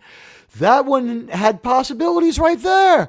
And it I doesn't think involve the Empire. Didn't they? Because they adapted some of these into the newspaper strips. So there's actually a lot. I know we only covered to 26 issues, but if you go through my playlist, there were only 5 frames a day. There's a lot. Yeah. Yes. but there is a lot of those strips before this even starts. So if you go, and then at some they point cherry in time, pick that for canon. It's kind of like Clone. We do the same thing with Clone Wars 2D and Clone Wars. I've never seen. I own Clone Wars, but I've never seen any of it. 2D is better. The 2D one is It's better. really I have brief. seen the 2D it's one. not. Actually. There's not a big sample though. I mean, we're talking like It's it's short, 90 right? minutes as compared to they've got yeah. dozens and dozens of hours. But Clone Wars progressively more mediocre with Dave Filoni. I think Dave Filoni owned like this one and only one album, and it was Dio. It's like, dude, buy yourself a Sabbath album with Dio if you like him that much. Listen to some, like when they forced him to write poems that made sense. Sometimes Dio's songs just rhymed. I love Dio, but like I cannot. I gotta do. I cannot do. Look, any Rainbow in the Dark makes Rainbow in sense. the Dark. Makes a lot of sense. I think that it. it's about the members of Black Sabbath and Rainbow, because it's like, do you demons, do they ever let you go? Where a lie will die with words without a rhyme. So that's almost a rap level diss on Black Sabbath. And my man Dio from New York, I'm figuring he's got a hip hop soul, even if he is like an OG metal guy. And then the other part is about light and stuff like that, and obviously that's Rainbow. So Rainbow in the Dark, it's just a double diss on Rainbow and Black Sabbath. It's like, oh, it was the best thing that ever happened to those guys. Fuck them. I love both those guys. Well, for Sabbath, I like all the albums, including the 2 Dios, and after that, Do you like Born Again?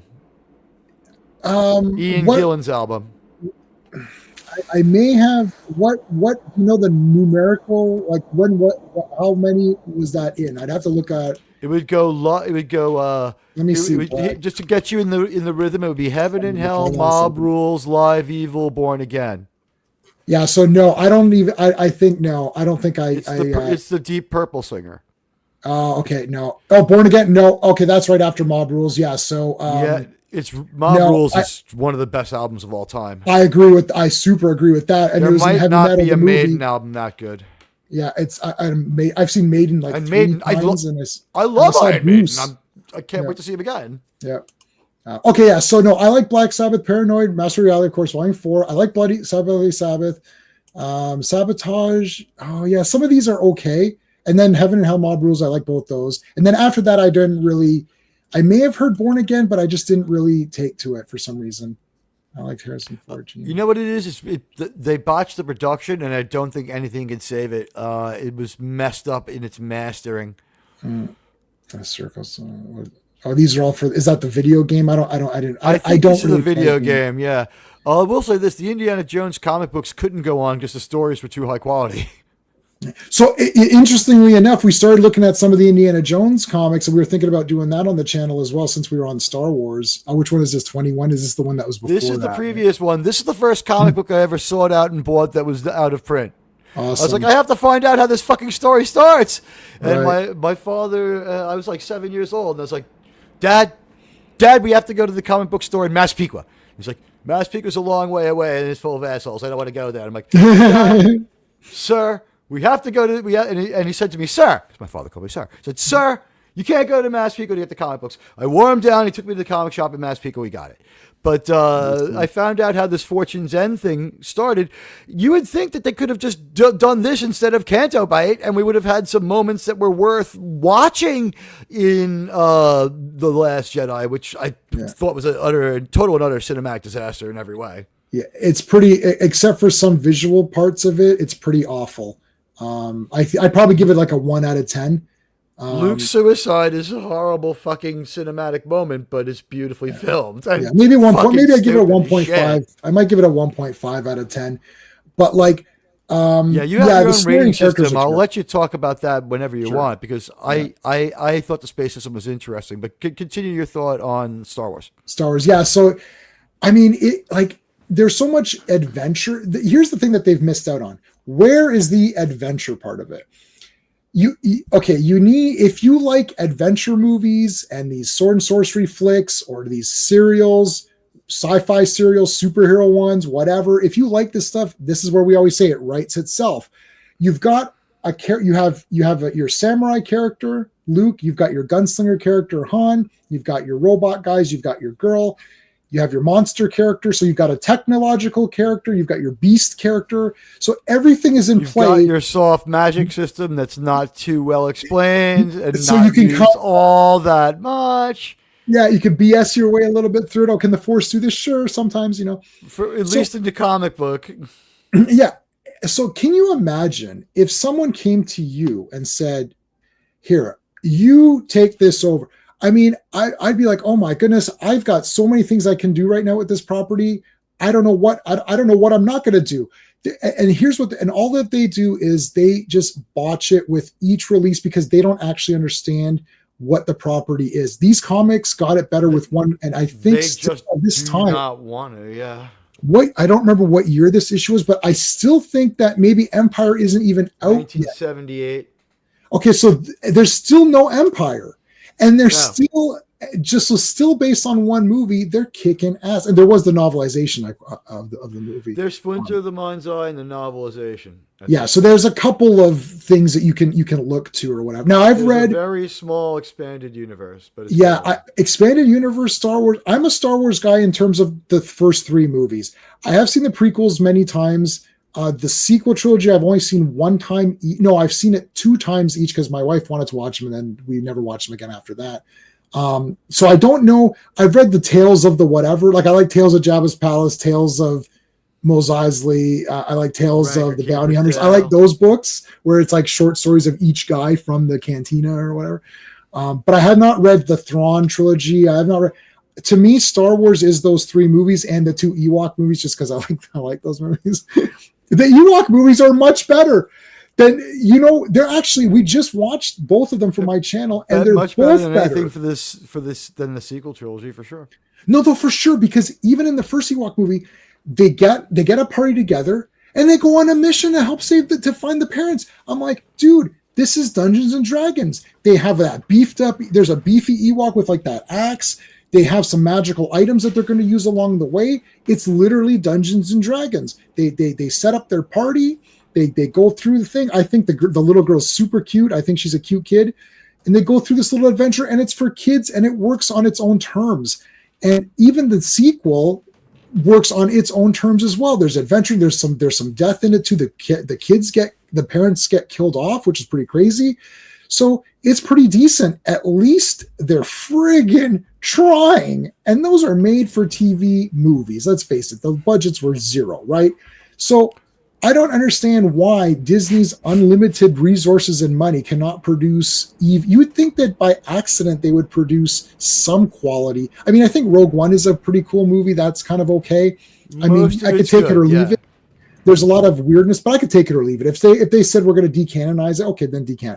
I mean, if you want to keep it, keep it. My wife really likes it, so we watch it in the rotation because she likes it. I find it inventful. Darth Vader's lightsaber scene and James Earl Jones' final performance is worth it. I found non-Leia insulting, but it's very close to the end. Right. Yeah. Right. And the movie's over by that point. Yeah, that was kind of weird. But yeah. So, anyways, these comics are real Star Wars. Like if you quote unquote, what I would say real Star Wars, you'd have to go to these comics because you're not getting it now. And then for the expanded universe, they're about as good as the novels, honestly. Mm-hmm. Yeah. So I can't really speak to the novel, but such a great discovery. Jonathan is saying that Ewok movies are a great discovery. Who's your favorite villain? Jonathan. The Ewok movies were such a great discovery as a kid in the library. You know what? J-Man nailed it though, and that's why I like his work. He's very correct. They understood that the dynamic of Star Wars has to do with a family.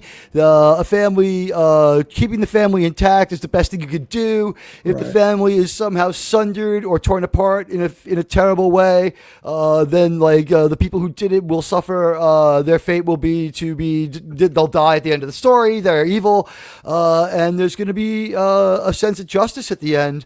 I found George Lucas's 30-day screenwriting challenge for anyone to be one of the most disappointing yet great audiobooks ever because it's not read in his voice.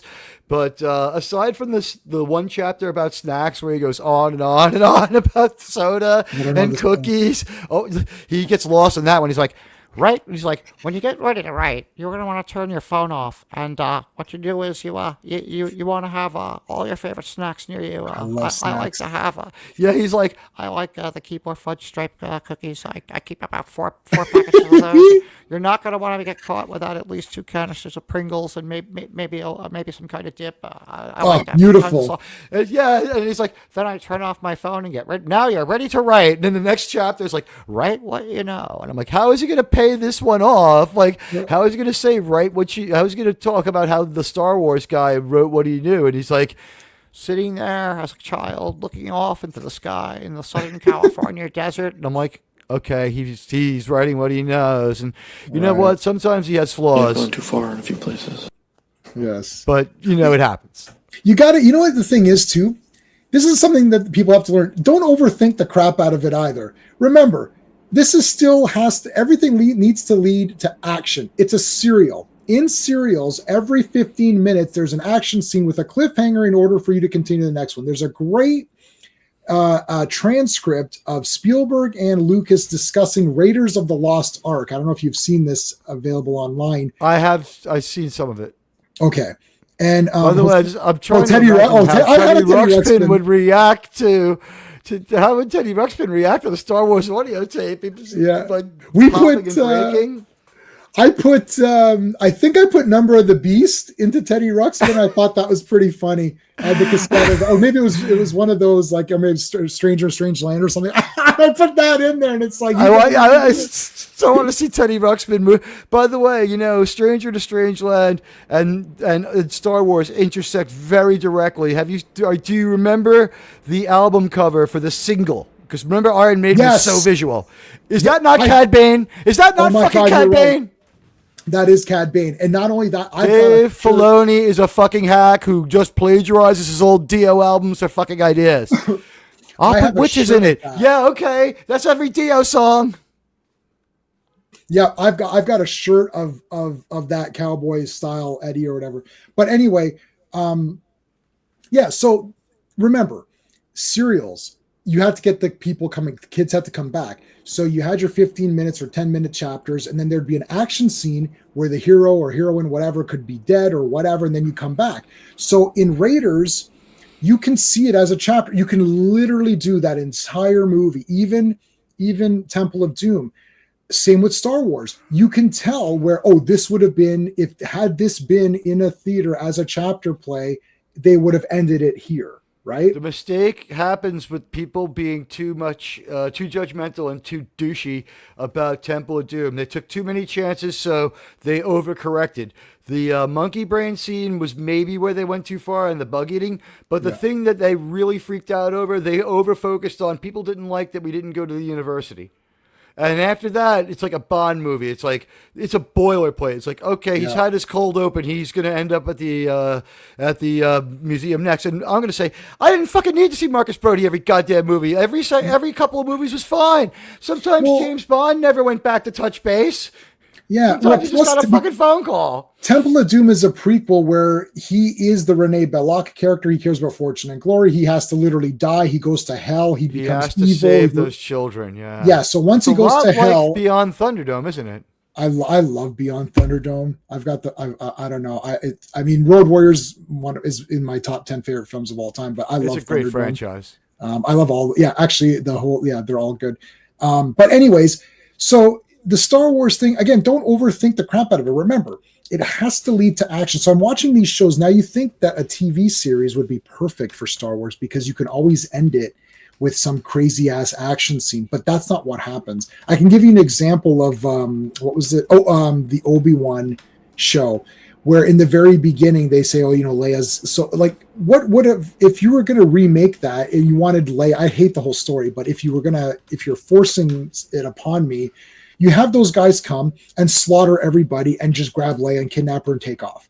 And then you cut to Obi-Wan, who's doing his lame day-to-day job. He's just undercover. He's hiding out. He's doing his lame factory job. And they say, hey, listen, Leia's kidnapped. He goes home, pulls the switch, opens it up, grabs a lightsaber, does a montage, loads up his weapons and blaster and gun and all of that, opens up his ship, gets in his ship, flies to the scene, says, what happened here? Maybe finds like some kind of little piece of information, finds a little ring, Who does this ring belong to? It belongs to these guys. He goes to that planet, beats the crap out of someone in a bar, says, what is this? Where is this ring? They tell him where it is. He goes there. He finds the kidnappers. He blows them all away, grabs the girl, brings her back home to the father, lands the ship, puts it back in his cave, and then goes to work the next day as though nothing happened. Okay. The reason I would do it that way is because firstly, you want Obi-Wan to appear badass, and he is a man of action. He is on call. The second you need him, he's there, and he gets the job done. This reluctant hero that Disney loves to death, I don't know. He had to be inspired by a woman to do anything good. Right. Leia had to straighten him out. He needed a 6-year-old to explain life to him. It's now, absolutely. I also feel it's bait, like because what they want to do is they're hoping people like you and I will take the bait and go after the little Leia character, who's a shit fucking character, but that little actress didn't know any better. She's a 6-year-old with no wisdom. She and her family wanted to make money, and they have every right to make money. And they're in Star Wars. You know what? The Disney Corporation offers you hundreds of thousands of dollars for your child actor kid to play Princess Leia. She's going to have a career signing autographs at cons when this Disney stuff hopefully goes away. And now I've heard that they're going to probably lease out the Star Wars movies to try to save them, but I don't know if there's any saving that. I would say, as we get close to the 9 o'clock hour, I only have one ploy that I think could get interest back in Star Wars. There's actually two. One is that this Mandalorian and Grogu movie could, by mistake, be great. Here's how. Ready? Pedro Pascal says that he doesn't want to work with Gina, so he won't be in any scenes with her. And they announce that they have to cut down his part. People are already more excited. Right. Less Pedro? Then just make another announcement. It's like, we're going to use Gina and fill that part of the story in and give her just a little more.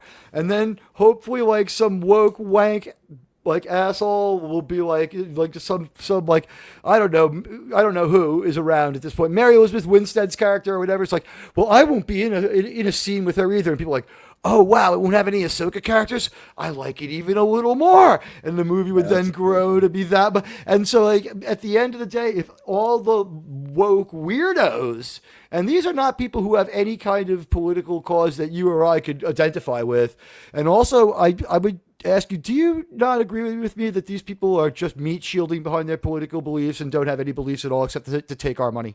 Yeah, they don't have any beliefs anyways. Everything has to do with rights. So so I'm Canadian, so we have different, so I don't like your problems are not my problems. I have other problems that like we have a pretty shitty thing. So we've got our own problems, so I can't worry about yours. But in any case, if I were to step into your side and think about your problems, these people come on here and they say all this crap. It has all it is for money. If they think they can get it from people, their mistake was that they thought that these people on Twitter actually buy product. They don't. They hit do you think they actually are kicking themselves that they hadn't gone in the MAGA direction with the characters? They probably are, because Disney doesn't care about any politics. Like Master Donald, Master the Donald, sir. Like, sir, hey, the dead man, thank you. Hey, dead man. 99 super secret from the dead man. Do you know the dead man? The dead man. Do you know J-Man? I don't know. My friend down here, the J-Man, he's a great channel. The link for the J-Man is in the description. Is it J-Man 77? Yeah, J-Man 77. That my year of birth and the year of birth of Star Wars. So there you go. I can't believe a man so much older than me looks so great. I mean, 48. Just turned 48. Congratulations. Happy birthday. You don't look a day over 30. I found your channel. Let me just grab your link and throw it out there for our chat. It is in the description for people who come through later, which I think this is probably going to be a come through later kind of stream. I'm doing this because J-Man has a hard time constraint. And I think he's a great Star Trek reviewer. And like I said, I've admired his work for a while. So there's his channel. Check him out. And he does great comic book work. Comic book arc from this Star Wars comic arc that you think should be made into a movie? Yeah, sorry.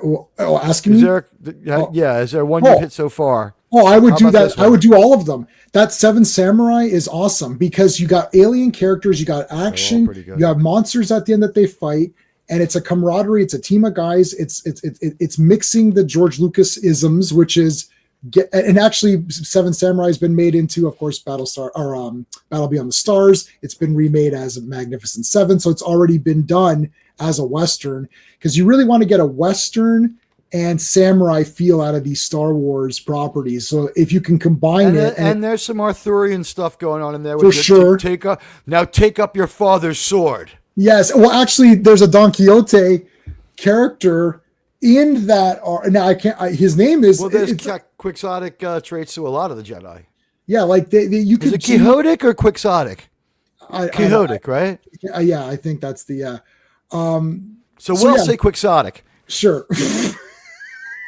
That's a good one. Guys, we're talking two different languages. J-Man only speaks Canadian. I only speak Canadian, American. yeah, sorry. And it's Welcome to the stream, eh? So like today we're looking at Star Wars.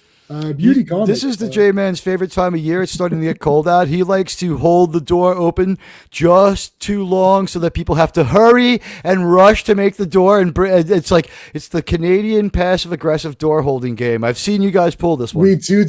Okay, so you know what? That's you true. guys. A lot of the things you've heard are actually true. We do hold the door, and you always get stuck. So I don't get stuck anymore. I make sure I go first, and I just do the elbow. And then when I feel that the next person has got it, then I don't do the hold because you do that once, it could be at like a donut shop, Tim Hortons, and you're screwed. You're just going to be there that you're never getting in. So it's best to just go in. So I've learned freaking. I like Fubar, the movie. I don't know if you guys have ever seen the Fubar movies. Those are great. I haven't seen that. No, it's like super Canadian. Anyways.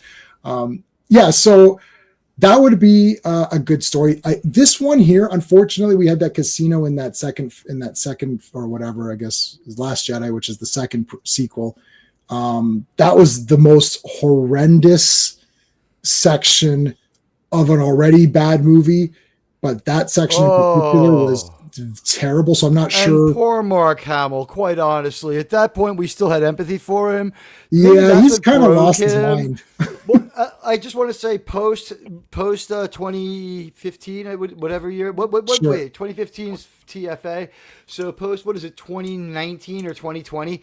The Mark Hamill that we have since Last Jedi sucks compared to the Mark Hamill we had before this, who was fun, and he has the same problem as Stephen King. Stephen King was an interesting guy whose people were lined up around the block to read his books when he charged money for him.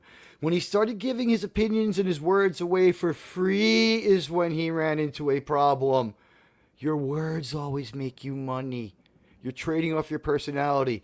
There are people who will not see that Steven Spielberg, Mark Hamill movie just because of who they are. And it might be one of his better stories, and it might be one of his better performances. As we get ready to leave, and I hope you'll come back so we can continue this, because I think we had a good conversation here. Yeah. Thank you. Cool. You know what? Let's just see ideas off the top of our head. Which Battlestar Galactica do you like better? Oh man, I don't know. I'll just say the original because I'm going to say almost always the original because without the original, there's nothing else. Although I own every Battlestar Galactica thing there is to own. Yeah, I'll just say the original. Favorite? Okay, so you're trapped on a planet. Mm-hmm. It's a planetoid, maybe. Okay. Breathable atmosphere, Class M. Class M. There's some Gorn moving in. You're in a foxhole, and you can have one Star Trek character from any real Star Trek. You can't have Mikey Spock. And you can't have the Q. You can have one Starfleet officer or alien with you, not with godlike powers. Right. Who is that one person in the foxhole with you? Maybe you make it, maybe you don't. You're going to go out, you're going to make it at least worthy of a song. Who do you want to have with you? Do you think you could get out of there? There's a lot of Gorn. Listen, if you're asking me anything like that, it's Captain James T. Kirk. Listen, that guy gets you out of whatever you got. He gets you out of whatever. Anyone pretending, my favorite character is Spock. But anyone pretending that Kirk isn't the greatest thing of all time is outrageous. You You can't might walk still around survive with Spock, though. You'd still survive, of course. Spock, yeah, you would still survive. Well, not as high of a chance as Kirk. Kirk really, and that's one of the things that I hate about new Star Trek is Captain Kirk. Like when he loses a guy, he's like, "I lost one of my men." Right. Yeah, that's an insult not only to me professionally, but to the service. Also, like I'm responsible for this man being here. I have to justify this to his family. You piece of shit! You killed my guy. Yeah, and he beats Spock in chess too. He could beat Spock. He's the only guy that can beat with his Spock madman theory. So look, you gotta have Kirk. Kirk's the best. Kirk is Star Trek. This is another thing that people have forgotten. There's certain things that is what Star Trek is. Like it's like Kirk, Spock, those guys. That's what Star Trek is. So anything that makes Kirk's character or Spock look bad is rage for me. Instant rage. Yes. I absolutely will not accept it at all. I don't care what it is. It's bullshit. I'm going to tell you quickly. My one person in the foxhole with me, as much as I want to meet Admiral Kirk, I think that Data dual wielding with two phasers, you could target one person with each eye, which is something that they missed a chance to do in the movies. I mean, come on, Superman's looking in two different directions for free, and then in that movie they couldn't do it for us in 1999. And how about this one? I was going to say Data. I was going to say Data as my... Because he can dual wield, and he'll be 100% accurate, and he'll be firing a lot faster. Yeah. Or Lore, if he's like, I want a punishing tactical retreat. Lore is awesome. Oh, he is awesome. He is awesome. He's a piece of shit, and he's so good. Brent Spinners, or is it Spiner? Spiner, I think. Yeah. Oh, he's a good actor, man. Until Picard, where no one could do anything with that material. I didn't watch it, so his character was bad because he was evil, and he is going to end the world because he doesn't want it to exist, and he stops because he doesn't feel like continuing. Yeah. Picard played no role in that show. Right. The bad guy just changed his mind. Like it is such story. One of the things that is out there is that in the dispute with the video game, the way that they got out of it legally, and this is the rumor, is that they proved that it wasn't Star Trek. They proved that they couldn't have stolen it because there's no story to their Star Trek. Right. I'm serious. Like, right, we can't have stolen a story because we don't have a story. We don't have a story. We also have no pride. We don't care if we're not going to give you the $30,000 you should have gotten as a story consultant for your fucking tardigrade video game. Fuck you. Right. But I can believe that one. All right, so I know you had a hard out. Well, I'll give you time to pitch. I guess that'll only take a minute or two. So I would say this: what comic book series hasn't been tapped into that you'd like to see made into a movie the right way? Oh, geez, what'd be really neat if they. So this is the movies being made perfectly to adapt the thing, right? We haven't seen a bad version yet. Something. Left field. Then I'll ask you which one we should correct next. Okay, I'll tell you something really weird. How about Magnus Robot Fighter? That is a neat series. It's Gold Key. It's old school. That would be a very neat comic because you could have this guy. He's in this like a futuristic setting, and he's destroying. He destroys robots with his bare hands. He literally destroys them. So it's like that would be a very cool series that you could maybe do something unique with, and it would look different than all of these other productions. It's not Star Trek. Yeah, that's I agree with that. So yeah, Magnus Robot Fighter. That's a weird comic to throw out there, but it just came to my mind. That would be kind of interesting. That brings back childhood memories of that and the gigantic DC comics that I remember having. Those Treasury, or I don't know. DC called them something else. Yeah, they were like they knew how to get kids into comics when we were kids. They had better comics, and they had heroes that we could believe in, and stakes that were real until they weren't. Every once in a while, there's some clunkers. We're not gonna. I wouldn't say they were perfect. What is the worst thing out there that they botched the worst that you took to heart the most? I would say to me, out of the non-major ones, probably Moon Knight pissed me the fuck off. That was terrible. That was boring and douchebag and stealing a lot of shit. Like they counted on us having watched both Star Trek and Stargate to understand what they did to him in the last 3 episodes. Yeah, and I have seen both those, of course. But like Moon Knight. Okay, I don't like Moon. As But soon their as Moon show Knight, shouldn't have depended on it. They had to roll out. Yeah. Why does this tempad also work as a transporter? But okay, so we know what a transporter is. So when he lights up and they make a similar sound effect, like, oh, he's transported. They're like when he jumps through that portal and he's somewhere else, it's like, oh, it's a Stargate. Like they don't give us context. It's just like, well, let's go through this portal, and it's like, well, wait, where did it come from? What the fuck is it? right? Well, I don't know if this is a hot take in general, but as soon as Moon Knight became multiple personality in the comics, I'm like, this is dumb. I liked it when he was the Batman ripoff or whatever. He was just like I'm just like, I just want normal Moon Knight. Like, why is he this? To be his own Alfred as Mr. Knight either? Yeah, like what? Yeah, as soon as I saw that, and I've tried every. They reboot that series all the time. I've tried every Moon Knight. Number one comes because I think he looks because they want to counter cool. Batman. You know, Batman's made so much money, and Moon Knight looks cool. Like stuff, especially with in his primary outfit, he really looks cool. He looks cool. So they reboot the series. I read it. I'm like, drop it. I drop it after 2 issues every time. Every time. I don't think I made it. Yeah, I'm not saying that I thought it was great source material, but I'd say I hated that show beyond belief. It was like it was the it's name of a very unpopular group of bad people with a black flag in the place between the in the central non-west. There are some bad people in the central non-west. It was Shazam and his girlfriend Isis, okay, and she was that. She returns. That's a great show. Scarab is that? Yeah, better than Moon Knight by a lot. The Shazam unpopular group's nickname, Power Hour, was by far a better fucking show. Yeah. And I've got that on DVD too. I've got both those on DVD. But like, yeah, no, but also Moon Knight was boring too. This is the other problem. Moon Knight looks so cool that sometimes I can just be like, you know what? I don't care about the story. I just want to see Moon Knight fight people.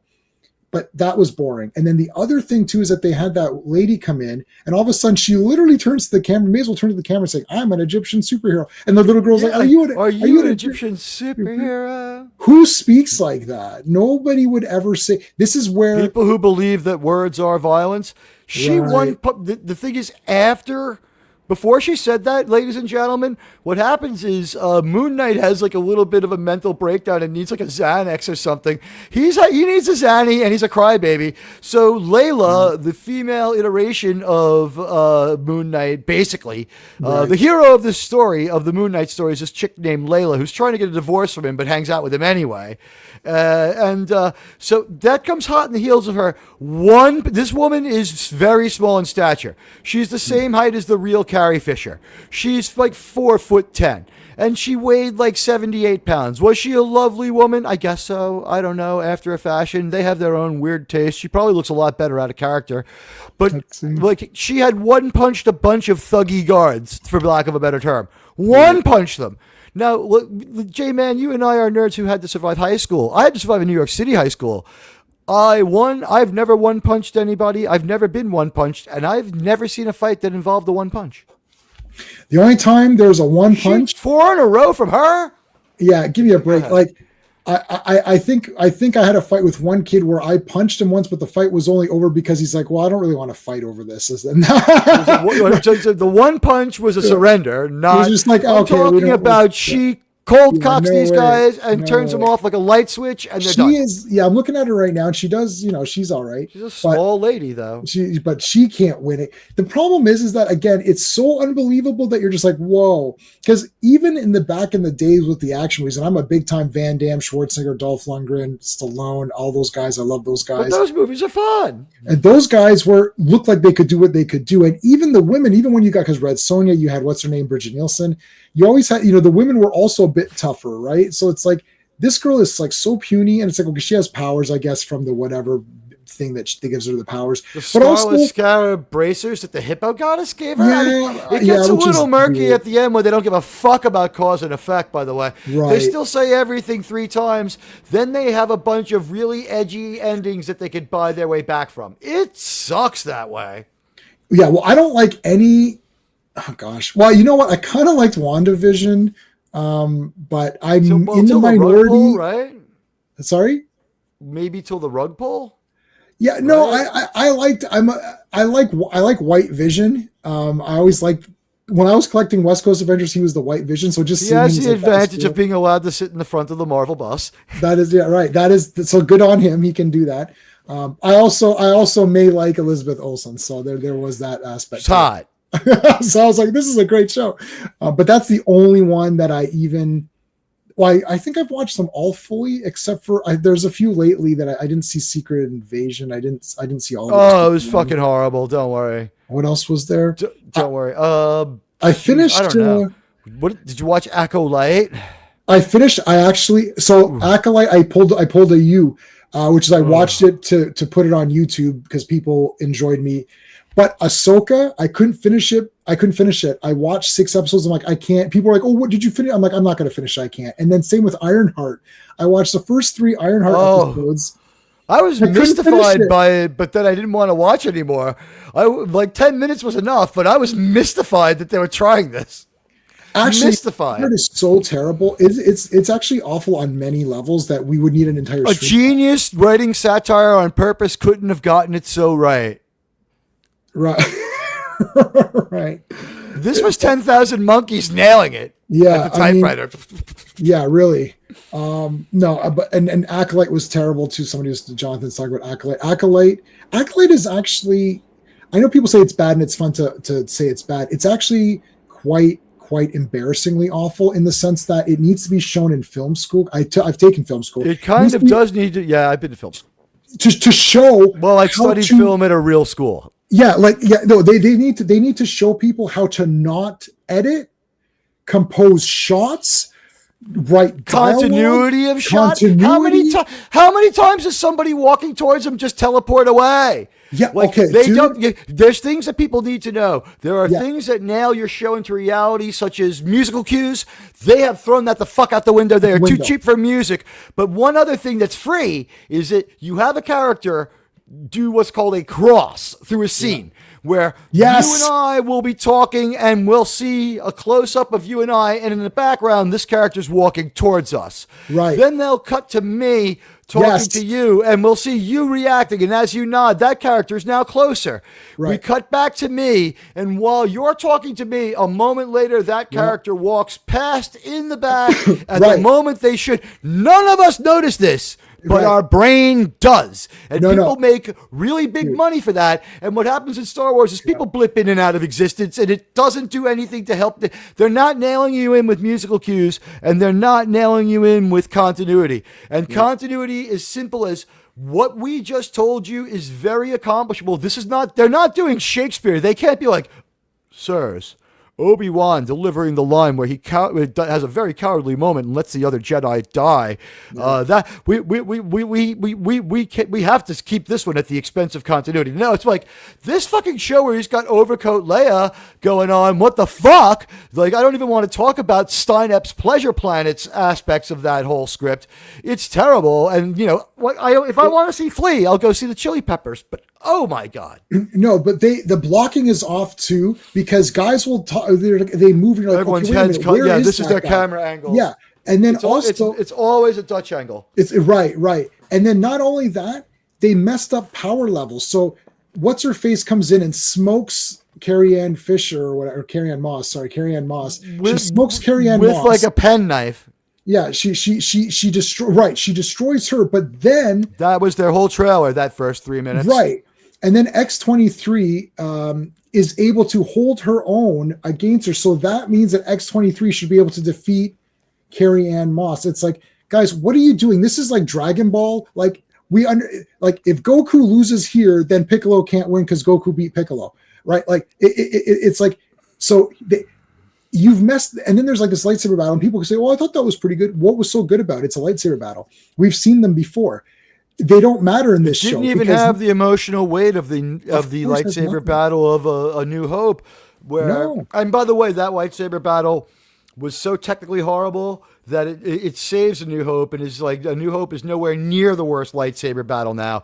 That lightsaber battle sucked with them baseball batting. I mean, Anakin, Hayden Christensen still maintains some of his dueling skill. Obi-Wan's accent has drifted off. He doesn't sound the same anymore. And poor Qui-Gon. We get discount Qui-Gon. You know, when Disney sends us their Qui-Gons, they're not sending their best anymore. They're sending an Irish Qui-Gon. Admiral Teague's part Irish. I don't mind, but like Liam Neeson's like, I won't be doing my real voice. It's too much of a burden. And it's like, we get Qui-Gon back, and it's like, Master, you're back. And it's like, your voice has changed. It's like, it seems like you're saying that because your voice is completely different. It's like you've become Irish. I've always been Irish. You just weren't looking for it. Where's me Lucky Charms? And it's just like, Obi-Wan Leprechaun 4, instead of a movie where he watches over young Luke, adapting that story where he has to protect young Luke and his family from an attack by sand people. You could have had a moment there where it's like, things have gotten that bad, Evan. I'm giving the boy the lightsaber. No, I don't want him to have a weapon. My boy's not going to take part in the hot-blooded battle. Then we may all die. Listen, I'll give him a ranged weapon like a blaster, but I'm not giving him the lightsaber. And that fits with, I was going to give it to you long ago, but your uncle wouldn't hear of it. It's like, what other excuses Obi-Wan have? It's like, your adopted son should train with this lightsaber. It's like, he'll cut off his arm, you fucking asshole. Get the hell away from my moisture bomb. He'll poke his eye out. He'll poke his eye out. Yeah, we'll get him a cybernetic eye like Vance. But I know that you can't stream too late, so I like. Why don't you? It's up to you. I can probably do another like 15, 20 if you want to, and then I'll go 15 more if you want to go tangential a little bit and tell us more about your passion. What was the comic that you lived for as a kid? Oh gosh, pretty much the characters I liked. It's basically it's generic. It's Superman, Batman, Hulk, and Spider-Man, which were all also on TV in cartoon form and also in live action form. I think the live action aspect. I also liked Wonder Woman, the comic and the show, and probably Captain America. There would be my 6. So the 3 top DC guys, the 3 top Marvel guys. When I started to actually, the problem is I'm also a product of the 90s. So when I actually was old enough to go to the comic store, which was like a bus or two away from me, prior to that, I had to go to the convenience stores and pick up the comics that they just had on the rack there.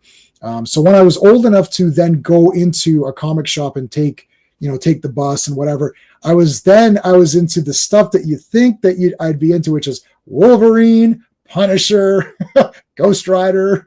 And then of course, when Image came out, I was all over it. I just said to the comic shop owner, if it says Image Comics, I want it. I don't care what it is. And I just got everything. And that was my kind of collecting. And then later on, I went back and rediscovered all those classics. And that's why I'm reading all the So even for Fantastic Four and Avengers, I never read those. So what you're seeing, so every Monday we do Avengers and every Friday we do Fantastic Four. When you see me on those streams, I'm reading those comics for the first time the night before. So just tonight, I read tomorrow's Fantastic Four issues. So I've never read those before. It's all first time. And it's really cool to go through it and read it from the beginning, from number 1, not this guy's run or that guy's run, from number 1 with Avengers, with Fantastic Four. I just did the first 300 appearances of the Legion of Superheroes in order, every appearance in order from Adventure 247. I've read none of it. I started it with that stream. So it's crazy. So the streaming is more my journey through these comics. People want Superman content and Batman. I'm like, yeah, but I read tons of Batman and Superman already. So I do those as quick videos, right? I'll just do like a quick video or something. But if it's stuff that I've never read before, we're streaming on. I think it's more interesting to be like, wow, this is so amazing. Look how great this is. And if you want to know why Marvel is so good, read those first Fantastic Fours, read those first Spider-Man. Spider-Man I read a lot of, so that's fine. But, read those first Spider-Mans, read those Avengers, read those, whatever, Hulks or whatever. I mean, that's crazy. I have really good news for you as far as Spider-Man goes. Mm-hmm. I live in Queens. Yeah. So yeah. I know Pete. Yeah, Is there anything you'd like me to tell Spider-Man. I don't know. To tell him he needs better movie, he needs better representation in movies, I guess. Who is the best? I mean, who's the best? I mean, I like Nicholas Hammond, but no. Oh my God, it's the 79 Spider-Man, right? I love that show, but okay, no. Well, I mean, Tobey Maguire, I suppose. A lot of women in bikinis in that show. And they were all looking damn good in that. Yeah. And I'll give you that. No. I mean, obviously, Spider-Man 2, Sam Raimi's Spider-Man 2 is one of the best superhero movies, in my opinion, in general. And it's also great, Spider-Man. And part 1 is good, too. I don't hate part 3, though I see where Sam Raimi... I think he might add too much on his plate. He didn't want Venom on there, and I agree. It was too soon for Venom. And I also don't like retconning. I hate when they say, oh, didn't you know that Sandman happened to be there with the death of Venom? That was needless. The guy was a good enough actor to sell it on screen during the movie. It's afterwards you're like, sirs. No, so Superman is my favorite character of anything. My top 3 favorites are Superman, Batman, Wonder Woman. That's my 3 favorites. But then after that, it's mostly Marvel characters. I still go every Wednesday to the comic shop. I've not missed a Wednesday in easily 25 years, but maybe. Wow. I still go, and I get the new Superman. I didn't go this Wednesday because they got delayed on their shipments. So I'm going to go in a couple of days when they get their shipment. We've got a bit of there's like a mail delay in Canada. Our postal service is rotating strikes, so it's like everything's messed up. Anyway, but I go every Wednesday, man, and I go and I get Superman, I get Action Comics, I get Batman, and I get Detective Comics, and then I get Transformers. I'm being stupid enough to give money to Marvel, which I hate doing, but I'm getting Fantastic Four, even though the comic kind of sucks. But I'm giving the money anyways. And Batman kind of sucked this month's Batman totally sucked, but I still get it because I'm just a sucker. I'm never going to stop getting Superman. You have an audience that, you do it for your community as well, right? I mean, people look for your take.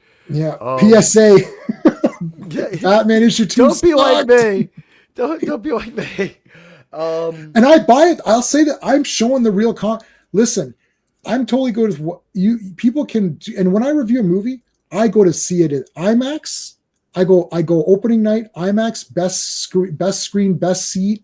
I get my popcorn and I watch it. If you see me review a movie, that means I went to the theater and saw it in IMAX or whatever the best way. I didn't review Tron Ares because I didn't go see Tron Ares because I'm not sure about if that's going to be any good. So the trailer was so unappealing. So Tron is not in it. So how can there be a Tron movie with no Bruce Boxleitner being the guy? Gettysburg is a better Tron movie. Right. So I don't think I've seen that. I haven't seen that. It's just got Bruce Box. I'm not sorry. Gods and Generals is a better Tron movie because that's Bruce Boxleitner. Anyway. Yeah. So there you go. Can we get this guy a Scarecrow and Mrs. King movie? What the fuck is going on with people not letting it be in movies? Yeah, there should be a Babylon 5 movie by now. So It'd be nice I've got to the see set. anything but Poverty Row Babylon 5 as far as production level. I haven't seen Babylon 5. I own it. I bought it on DVD when it came out. We need to watch it. The problem is that we keep getting sidetracked with stuff, and then we watch Blake 7 and then we loved Blake 7 so much we're like, we gotta watch this again. So it's like we're getting, but I am gonna do the next new show I do is going to be Babylon 5. I also like period stuff. So we love Downton Abbey. I love Gilded Age. I love all those Julian Fellows shows. I like period dramas, which is weird. And I also love horror movies. And I love, so I watch foreign movies too. So I watch a lot of different stuff. So I will do Babylon 5. I own it. I'm looking forward to watching it. So that'll be the next one I watch. Like proper. It's very complicated. I'll say that after a while. He does a good job. He can pay off his stories and he can maintain continuity. And he doesn't have a problem nailing the time and place of events and lining it up with everyone else's story. Right. Like modern storytellers do. Like you and I both have a similar refrain. You've ended a lot of your Star Trek reviews with this one. Modern storytelling, lack of subtlety, hitting us over the head again and again and again with this show, then tell, then show, then tell, then have a group like feels session where we also show and tell. It gets old, sir. Thoughts on what we've lost? For me, I'd say the first thing I missed more than anything else is the beautiful incidental music of Star Trek that sets the tone. Yeah, The Doomsday soundtrack. It's fantastic. Yeah. Oh yeah, no, yeah, that is awesome. No, I'm at a point now. So I own almost 4,000 Blu-rays or DVDs or 4Ks mix. Okay, so I've got almost 4,000 at this point, maybe over 4. I've got an Excel spreadsheet, but I put all the James Bond as one line. I put all the Godzillas as one line. I own every Godzilla movie there is. So there's like 30 something. I own them all. But I put that as one line on my Excel sheet. So I might be over 4,000. Anyway, just quick thought. Did they really just get it done better than ever on -1? Because I thought it was one of the best movies I've ever seen, let alone best Godzilla movie. Okay, it's definite. It's hard because I actually really like them all, and I've been watching them since I was a little kid. I enjoy most of them too. Yeah, but -1 was very good. Like that's a 10 out of 10 masterpiece. That guy was a good fucking actor in any language. I didn't need the subtitles for most of the movie, and it gets dialogue heavy for most of the middle. Yeah, and it's very well done. I also like Godzilla vs. Destroya, where that's where he melts at the end and blows up. It's awesome. And plus Destroya is the greatest like monster ever. Anyways, so yeah, I love Godzilla. So I've got so many. So here's my wife and I have discussed this all the time because we try these new shows. She's like, "Oh, should we try Academy?" I was like, "It's gonna be shit." Like, So I've got enough. I saw the trailer. It doesn't look like Star Trek, and they don't look like aliens. This hybrid alien thing that Alex Kurtzman came up with is just a cheap hack to put a jelly nose. And by the way, it's like daring us to dislike children. Thanks a lot. Right. The ultimate meat shield. We're going to like haul out hostage. I consider it hostage taking. You know what? I gotta now. Admiral Teague is getting a little worked up because we're talking about Star Trek, and sometimes I can get a little bit unhinged when we talk about it. And I'll just ask you this: do you think that maybe it's being written badly on purpose as extortion, so that CBS will buy it and not let it get out in the wild? Because remember, he has the right to make as much Star Trek as he wants, right, and have as many press conferences about it as he wants, and he can make any announcement he wants. Doesn't mean it's going to happen. Right. My question to you is: do you think that, and you say you haven't watched much of it, but do you think that it's possible that they're making this as bad as they can on purpose so that CBS has to buy it? It's like the last hurrah for him, and do you see him leaving? I think maybe what they're doing. Well, they don't care what they're producing because I know that the streaming services want the back catalogs, and so what happens is that if they produce Star Trek that's either bad or mediocre, people are just gonna be like, oh, you know what, this sucks, but you know what, I really like Next Gen, let me watch that again, and then they go to the streaming service. And this is what happened with Disney Doctor Who. Disney and Doctor, I know more about Doctor Who. That was awful. Well, Disney. By the way, before we go on, really quick, I just noticed something. Yeah. Luke's lightsaber. Yeah, red. I know. It hadn't been invented yet. The kyber crystals. Yeah, this okay. So there's a lot. They're all different colors, and it's a rainbow lightsaber. It could be any color it wants to be. Pedro Pascal would like that. Yeah, the pink lightsaber. Mine's pink. Yeah. So I have Disney. I have got the Pride saber. The Pride saber. Yeah. So Disney wanted the back catalog of Doctor Who, which is enormous, and the problem is that the classic Doctor Who back catalog is on Tubi, and the new Who stuff, so 9, 10, 11, 12, right, that's on BritBox. So they couldn't get that.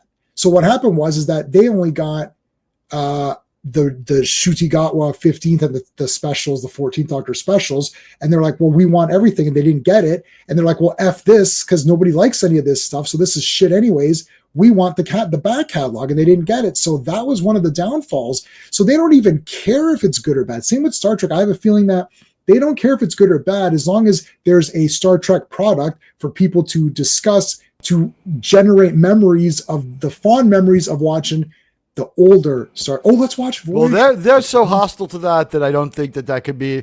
They've erased that from anyone who has to pay for its mind now. I think. How do you watch? How would you see in America? Like, me to it. So we actually have different, like my Netflix is not your Netflix. So how would you watch original Star Trek? Original Star Trek is on Paramount Plus, which is a decent streaming service for America. It's only $9 or $8 a month. So Disney's like 30. So, like you can just take it on the chin with Paramount Plus.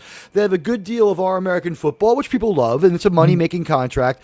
And the people who were in charge of it for the year that it was up for sale did a really good job. They didn't have to sell off too much, and they managed to keep the company alive and intact to be sold to the Ellisons, who have a different view of Star Trek. And Star Trek United looks like, because of fan interest and really good timing by a savvy writer who has come off as nothing but capable in interviews that I've seen, has made me go from this is a stunt to this stunt may have taken on a life of its own, because what happened was people started talking about it while Strange New Worlds was dropping. He pitched it at San Diego Comic-Con when episode 4 had dropped, where they went after William Shatner very badly and took a meat cleaver to the memory of Gene Roddenberry. It was absolutely fucking horrible what they did. And this discussion starts. Bakula says, confirms, this is interesting to me. I would, in fact, do it. Interest goes up right there. And, we've got a Star Trek show that people might watch. It overshadows the new Star Trek. People don't want to watch it. By the way, for those wondering, it's confirmed the last 5 episodes had they're not a blip on the radar. They're not in the top 100 stream shows.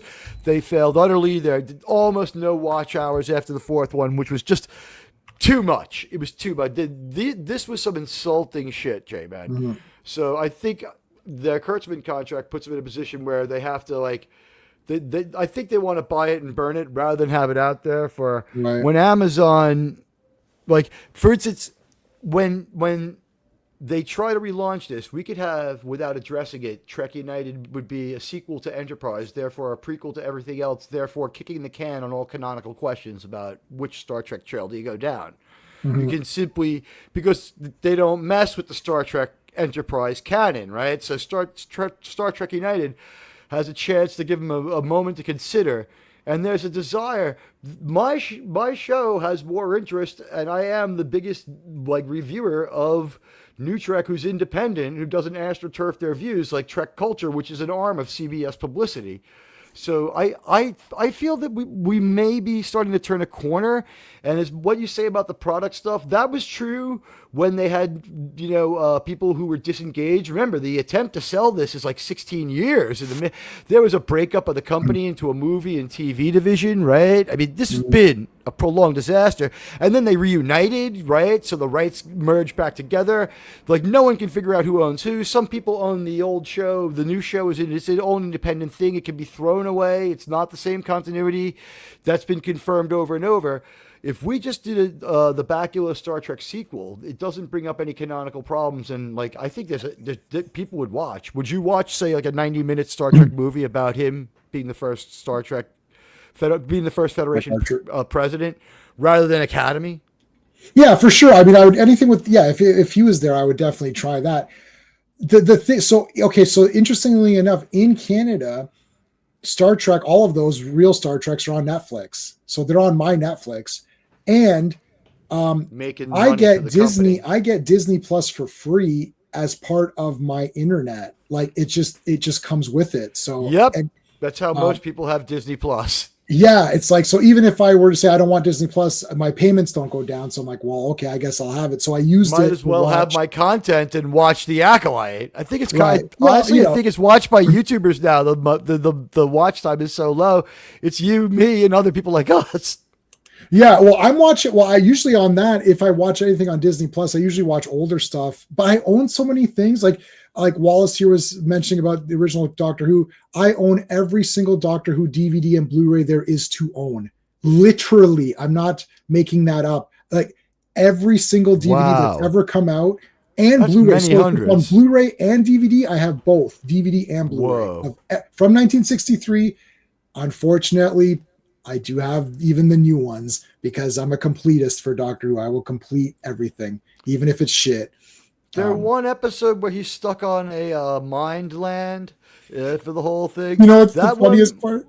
That was the best one. Yeah, that one almost could have made it because we're used to that cheap. We're used to that small of a scale. Right. But then it still had 5 completely ass backwards stupid things in it that you have to be not even go it's oh god but it was only for a moment because that one was pretty brief too. Yeah, I think I gave that like a 5 out of 10 or something. I was like, wow, this is not getting like a 2 out of 10 or whatever. Like, He couldn't act. He was still out of his mind terrible. the whole time on like meth or ecstasy was the he's way that terrible. character does it. And of course, we have to see him in a dress and woman world at the end. God. It's absolutely, well, actually, Gallifrey forever. They Yeah, were okay on Gallifrey.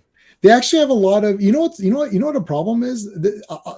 One of the problems is if you become too politicized and too, how they say woke or whatever, if you've become too woke, you actually go against your own principles, which is there. I discovered, I don't know if you watched Batwoman. I'll say this, we can start to wrap up. I watched Batwoman. Okay, so think about this for a second. I don't know when they got Javicia Leslie, when they replaced Ruby Rose, and they got the other. Yeah, girl. you know what really surprised me about that one was when they told me that it was actually Ruby Rose was a woman and not Leo DiCaprio's little brother. I was like, wait a minute. I like Leo DiCaprio. Okay, I thought he was trans. yeah. Okay, so hold on a second, but bear with me. Check this out. Okay, so once they get into that, every actor on there is either a minority or someone in the LGBTQ community, right? So here's the thing. Or that poor bastard who was almost Wolverine who plays the head of the Crows. Yeah. So all of these guys are something from that group, right? Now, here's the problem. Gotham City. What did Dougray Scott do to end up on that show? Yeah. And how do they reproduce in that version of Gotham? There were the only heterosexual was a murderer killing like a few people a week. Right. But hold on.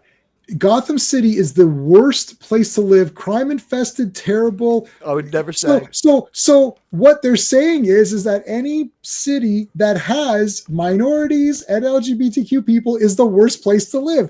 So it's exactly what they did with Star Trek when they made the entire Federation a matriarchy and they were all assholes.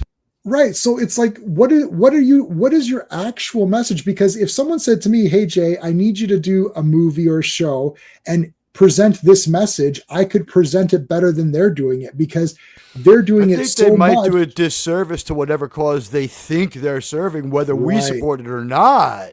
That's the thing. Not. And anybody supporting it because they think it's art is crazy.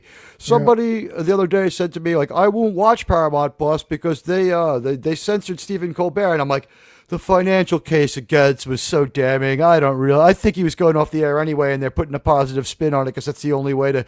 And they're like, it's unfair to him. It's like millionaire 60-year-old Stephen Colbert has literally had 40 years out there, and like he's just the last 10 years it hasn't worked. It hasn't been clicking. Go back with Strangers with Candy. He was funny. I know that person's name and I've seen him. I've never seen anything with that person. Same with Jimmy Kimmel. I never watched a lot of American stuff the J-Man can't see. You guys have I can see it. We get your economy. Yeah, we get all your TV. It's all over here. 95% of TV is your TV. It's so bad that there's a law that stations have to show some percentage of Canadian content because there isn't any. It's all your stuff. But I just don't watch any. It's not even for a political reason. It's because I just don't care about these people. It's like, oh, they're going to fire him. Okay, well then fire his ass. Or they're not going to fire him. Okay, so then don't fire his ass. I don't know. Like, do it or not. Like, who cares? Like, I literally don't care at all. Same with Colbert. Who cares if he's fired or not? I don't care about him. It doesn't matter to me. So if they and the other thing is, can't they fire? I don't know. Aren't you allowed to fire who you want for any reason you want? Anyways, like I don't get it. There's always these fights with people. He's going to be on Star Trek Academy as the voice of the computer. And what I'm thinking is, that's he probably simply, I think he simply has a leftover Paramount contract, so they get him for free. Oh, I think this. I don't know. He says he's happy about it, but I mean, he keeps him out there to a degree. And he certainly is like, I remember when he actually was funny and relevant, and I live in New York, so I saw the Colbert Report. And after that, he talks to the audience for like a half an hour where he's just like very much himself. And like, he was cool at that point. And then when he became the Late Show with Stephen Colbert, something happened right away. Once we realized it wasn't satire and that he was like mocking people and not having like, an ironic good time, and that he wanted us to be laughing at these people and it was a little bit too mean-spirited, it all kind of disappeared very quickly for him, and he hasn't been funny for a long time, is my opinion. And I'm like, what has he got? Like, they found, my opinion is the bad reboot people found something in his contract. Like Secret Hideout was like, it says here he has to do promotional work for CBS. Voice of the computer. And he's like, I got you, right. Well, I do like Star Trek. Okay. How much work is it? It's no work, sir, because we're not going to pay your SAG fee. 1 day's work. Affirmative. That is correct. You know, and he'll be the douchiest computer. Right. The problem if you're someone who's making, I know you guys, like, we have 5 different political parties, right, in Canada. So I know you guys have your 2. So if someone's making left content or right content, immediately I'm disinterested, because I'm like, I just want regular content. I don't want anything weird, because it doesn't affect me anyways. Like in Doctor Who, they had someone, Deadman, nice. You're squishing your head. Do you feel the pressure? Do you feel that's ours. That's ours. I'm gonna take that one. It's like, yeah, you have to, honestly, best red shirt, death of all time. You have to do the Nagilum helmsman. See, I like Bob and Doug. Bob and Doug McKenzie. McKenzie? Yeah, okay. I always got those Son, guys. what you did in 5 minutes was taking 200 men all night. You've saved the Toronto Fire Department an endless worry. Yes, that was I just had to take a pee. Yeah, I gotta go real bad, eh? Like, it's like, that feels the good. nuclear war was over, eh? So I spent my time looking for beer. Yeah. I thank the dead man who praised his squishy. Fleshy-headed mutant. Stop! Ow! I got it out of frame. I don't want to go to an unapproachable, like, beyond 2.5 hours, because then people won't want to listen later. And I think we have, like, the pure crack of a conversation here. I really hope that people will tell people what a great conversation this is. There's been a lot of people through here at YouTube and a lot of people watching. A lot of people got a glance of this over on X. I thank you all. Follow me on X, Admiral_TEAG at X. And do me a favor. Tell me about where you can be found, what you do, and about your thing. J-Man, you amazing treasure, you. Go for it. Tell us about yourself. Tell people where to find you and what you're up to these days. So it's YouTube at JMan77. So Earth's Mightiest Mondays. So every Monday we do 4 Avengers comics. We're into the hundreds now. We started with number 1. Every Friday is Fantastic Fridays, where we do 4 issues of Fantastic Four. We're in the hundreds of that. So we go through 4 comics, kind of like what you're looking at here, except I go through the entire issue and we talk about it. Those are the 2 flagship live streams. We also do stuff on Sundays. I review comics and movies, both modern and old. I use a system called SPACE that I developed. It stands for story, pacing, artistry, characters, enjoyment. Each of my categories gets a score between 0 and 2. So if everything gets a 2, that's a 10 out of 10. It's basically like a 0 means it was garbage. So if you talk about the story, if the story was garbage, you'd give it a 0. J-Man skews positive. I'll say that for members of our channel. He skews, but the thing is, he is a realist, and he's a very talented reviewer. He tells it like it is. I'm sorry. Please. It does. No. It does go positive, because ultimately, if you're watching something, you kind of had interest in it, right? Well, so I also say you have 0 tolerance for bad stories and woke bullshit. Yeah, that is for if I sense that people need to know that. And there's a little bit of anger too. I'll sometimes get angry. I don't get angry. I do get angry at Superman and things like that, where they really. But anyways, so if my fans start watching your channel, they're gonna make you watch the Superman movie again in real time with the camera on you. Dude, I own a 4K Steelbook. So which one was worse, Fantastic Four or Superman? Oh, Superman's way worse.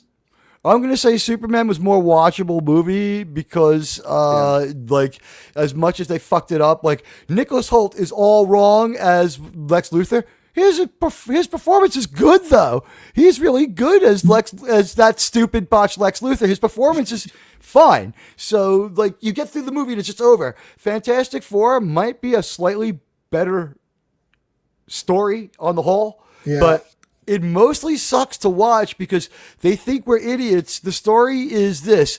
We find out that the rug pull at the end is going to be that the movie's over before that we're finding out about the movie after the movie's over. But the talk show host just like, we see something, then they talk about what happened, and then it's like, and we all know what happened next. And the talk show host then spells it out before we move on. So why did you say that if that was the case? Yeah, it's weird. Yeah. No, Fantastic Four is a crappy movie, and they messed up some of the characters pretty badly. But Superman, they messed up everything, and the structure is weird. There is no structure. I know what the answer to you bleed right away. Yeah, it's like he's just beat up. He's either beat up, resting, or healing, or knocked out the whole movie. Why doesn't he save? He saves a squirrel. Why don't he save the Justice Gang? I'd like to see him saving a bunch of humans. How about saving the Justice Gang? How about they show up and get beat up, and then he has to save them because he's the best? Not they need to save him. So that means the Justice Gang is better than Superman, right? In his own movie. I don't understand. What movie are people watching? He gets rescued by them. Why wasn't Mr. Terrific beat up? Why wasn't Green Lantern beat up? Why wasn't Hawkgirl beat up? Why? And they keep saying Superman doesn't kill. I'll do this rant really quickly. Superman doesn't kill. You know who else doesn't kill? Mr. You want the rant music? No, let me give you the rant music. Go ahead. No, Mr. Terrific doesn't kill either, right? Green Lantern doesn't kill. Superheroes in general do not kill. So why would Mr. Terrific say, let's kill the thing? He doesn't kill either. So it's all, and they're not, and Superman's not proven right. He says we shouldn't kill the thing, but they do kill it, and he's not proven wrong. The whole point is that later in the movie, something should have happened where they would have needed the monster and say, well, see, Mr. Terrific, you killed this monster, so now we're screwed because you killed him. We shouldn't have killed him. Like, you're supposed to prove Superman right in his action. So if Superman says something, you're supposed to prove that that was correct. He had the right thinking, but he doesn't have the right thinking. He constantly fails, and his dog is stupid. His dog is a super dog. Dogs know when their owners are hurt. They don't beat them up. Supergirl is an absolute travesty mess in that 5 seconds. Kara Jor-El destroyed in 5 fucking seconds. And by the way, the entire plot of the movie undone by the still shot of him on the moon. If this fucking guy doesn't need to breathe, their method of attack was retarded. Right, and you know what pissed me off too? People were saying I should have left the unhinged music on. Yeah, they put the super. Someone said to me, it's like, oh, that Supergirl in that movie is from Supergirl, Woman of Tomorrow, and it's like, okay, hold on a second. Let me give you some advice here. Don't quote me comics that I fucking bought off the rack and have right underneath me that you have not read and don't know about. That came out in 2023. You know who's at the comic store buying it? This guy. I own those comics. That was Supergirl Walk of Shame. Right. I mean, was there any comic that idiot Supergirl? That comic sucked. It's written by Tom King, who's an absolute garbage writer. He may as well go to write to Star Trek. Tom King sucks. So don't quote me a comic that you haven't read, that you've only heard about because James Gunn mentioned it, and that I own and bought when it came out off the rack at the shop. So that's He's counting on you not to do the research, is what you're saying. Right. The thing is, it's like, don't test me on J-Man has done the research. Yeah, I own the comic you're talking about. So and someone did this too remember when he breaks into the office? Right. And they said, oh, that's from the comic. I'm like, oh, that's from John Byrne's revamp, and it was Superman issue 2. I have that one right here. Don't show me a panel from a comic and say, well, that happened in the comics. First of all, in that comic, there was a massive amount of destruction and a bunch of people, I think, were killed. So Superman was pissed off. Not, where's my dog? So don't quote me comics that you don't own and haven't read. Dog? Anyway, sorry. Yeah. Anyway, all right. So when are you on next? Tomorrow, 7 p.m. Eastern, same time as we started today. Guys, check out the J-Man. He's fucking awesome. He'll be back for another equally tangential discussion because I think we're on the same wavelength here with a lot of this stuff. It was a pleasure to finally meet you in this capacity and introduce you to my fans. I hope there'll be a lot of people through later. Hit the like and follow for me if you would be so kind, and we will see you next time. You know what? I think everyone's earned here, J-Man. There's something that I like to give my members that I think helps them through. You know, for me, it was growing up a New York Jet fan that helps me deal with the pain of what they've done to Star Trek. For everyone else, it's Sydney Sweeney. Oh, yes. And this is the only time even the J-Man wants his name taken down off screen. There we go. Looking over at that Silicon Valley. It's funny that your monitor lines up perfectly with her cleavage. Way to go, J-Man. You'll have to explain that to the missus later. He's checking out Sydney Sweeney, Mrs. J-Man. I think we all got a hall pass for her. Yeah, I think so. thank you so much. I loved the conversation, and everybody, thank you. And I want to thank viewers like our friends out there, RRTNZ and the Dead Man, extraordinarily generous. The Dead Man, I know we said we're going to have you on Star Trek. We are. We finish up with the Zindi stuff, and we go with lower stakes things where we can have a guest pretty soon. I know that there was a method mentioned for us to get in touch. Remind me about it, and I will follow through on that one because I really do want you to have us on your show. And the last thing I'll say is, J-Man, I'm not gonna ask for an answer on the air, but I think everybody who watches this is gonna say, "Damn, I hope J-Man finds a way to go over the wall and broadcast after 9:45 on a Saturday night and do an episode of Star Trek with us, because your Enterprise skills are par excellence. And thank you so much for sharing it with us. I hope you'll be back soon. And guys, don't worry, you've got her one more time. Here she is. It's Sydney Sweeney right after Linda Park. This is how I start my Star Trek shows. Check out Linda. Incoming transmission. Welcome to Saving Star Trek, a show talking about one of my favorite shows, Enterprise. I am Linda Park. I play Hoshi Sato and also Empress Sato. So enjoy this show. I love that it's finding a whole new life on the streaming services. And you better hit that like button or Empress Sato will not be happy. I mean, she could make a storm happen, and she could really make your life hard. Anyways, enjoy the show, hit that like button, and thank you for being a fan of Enterprise.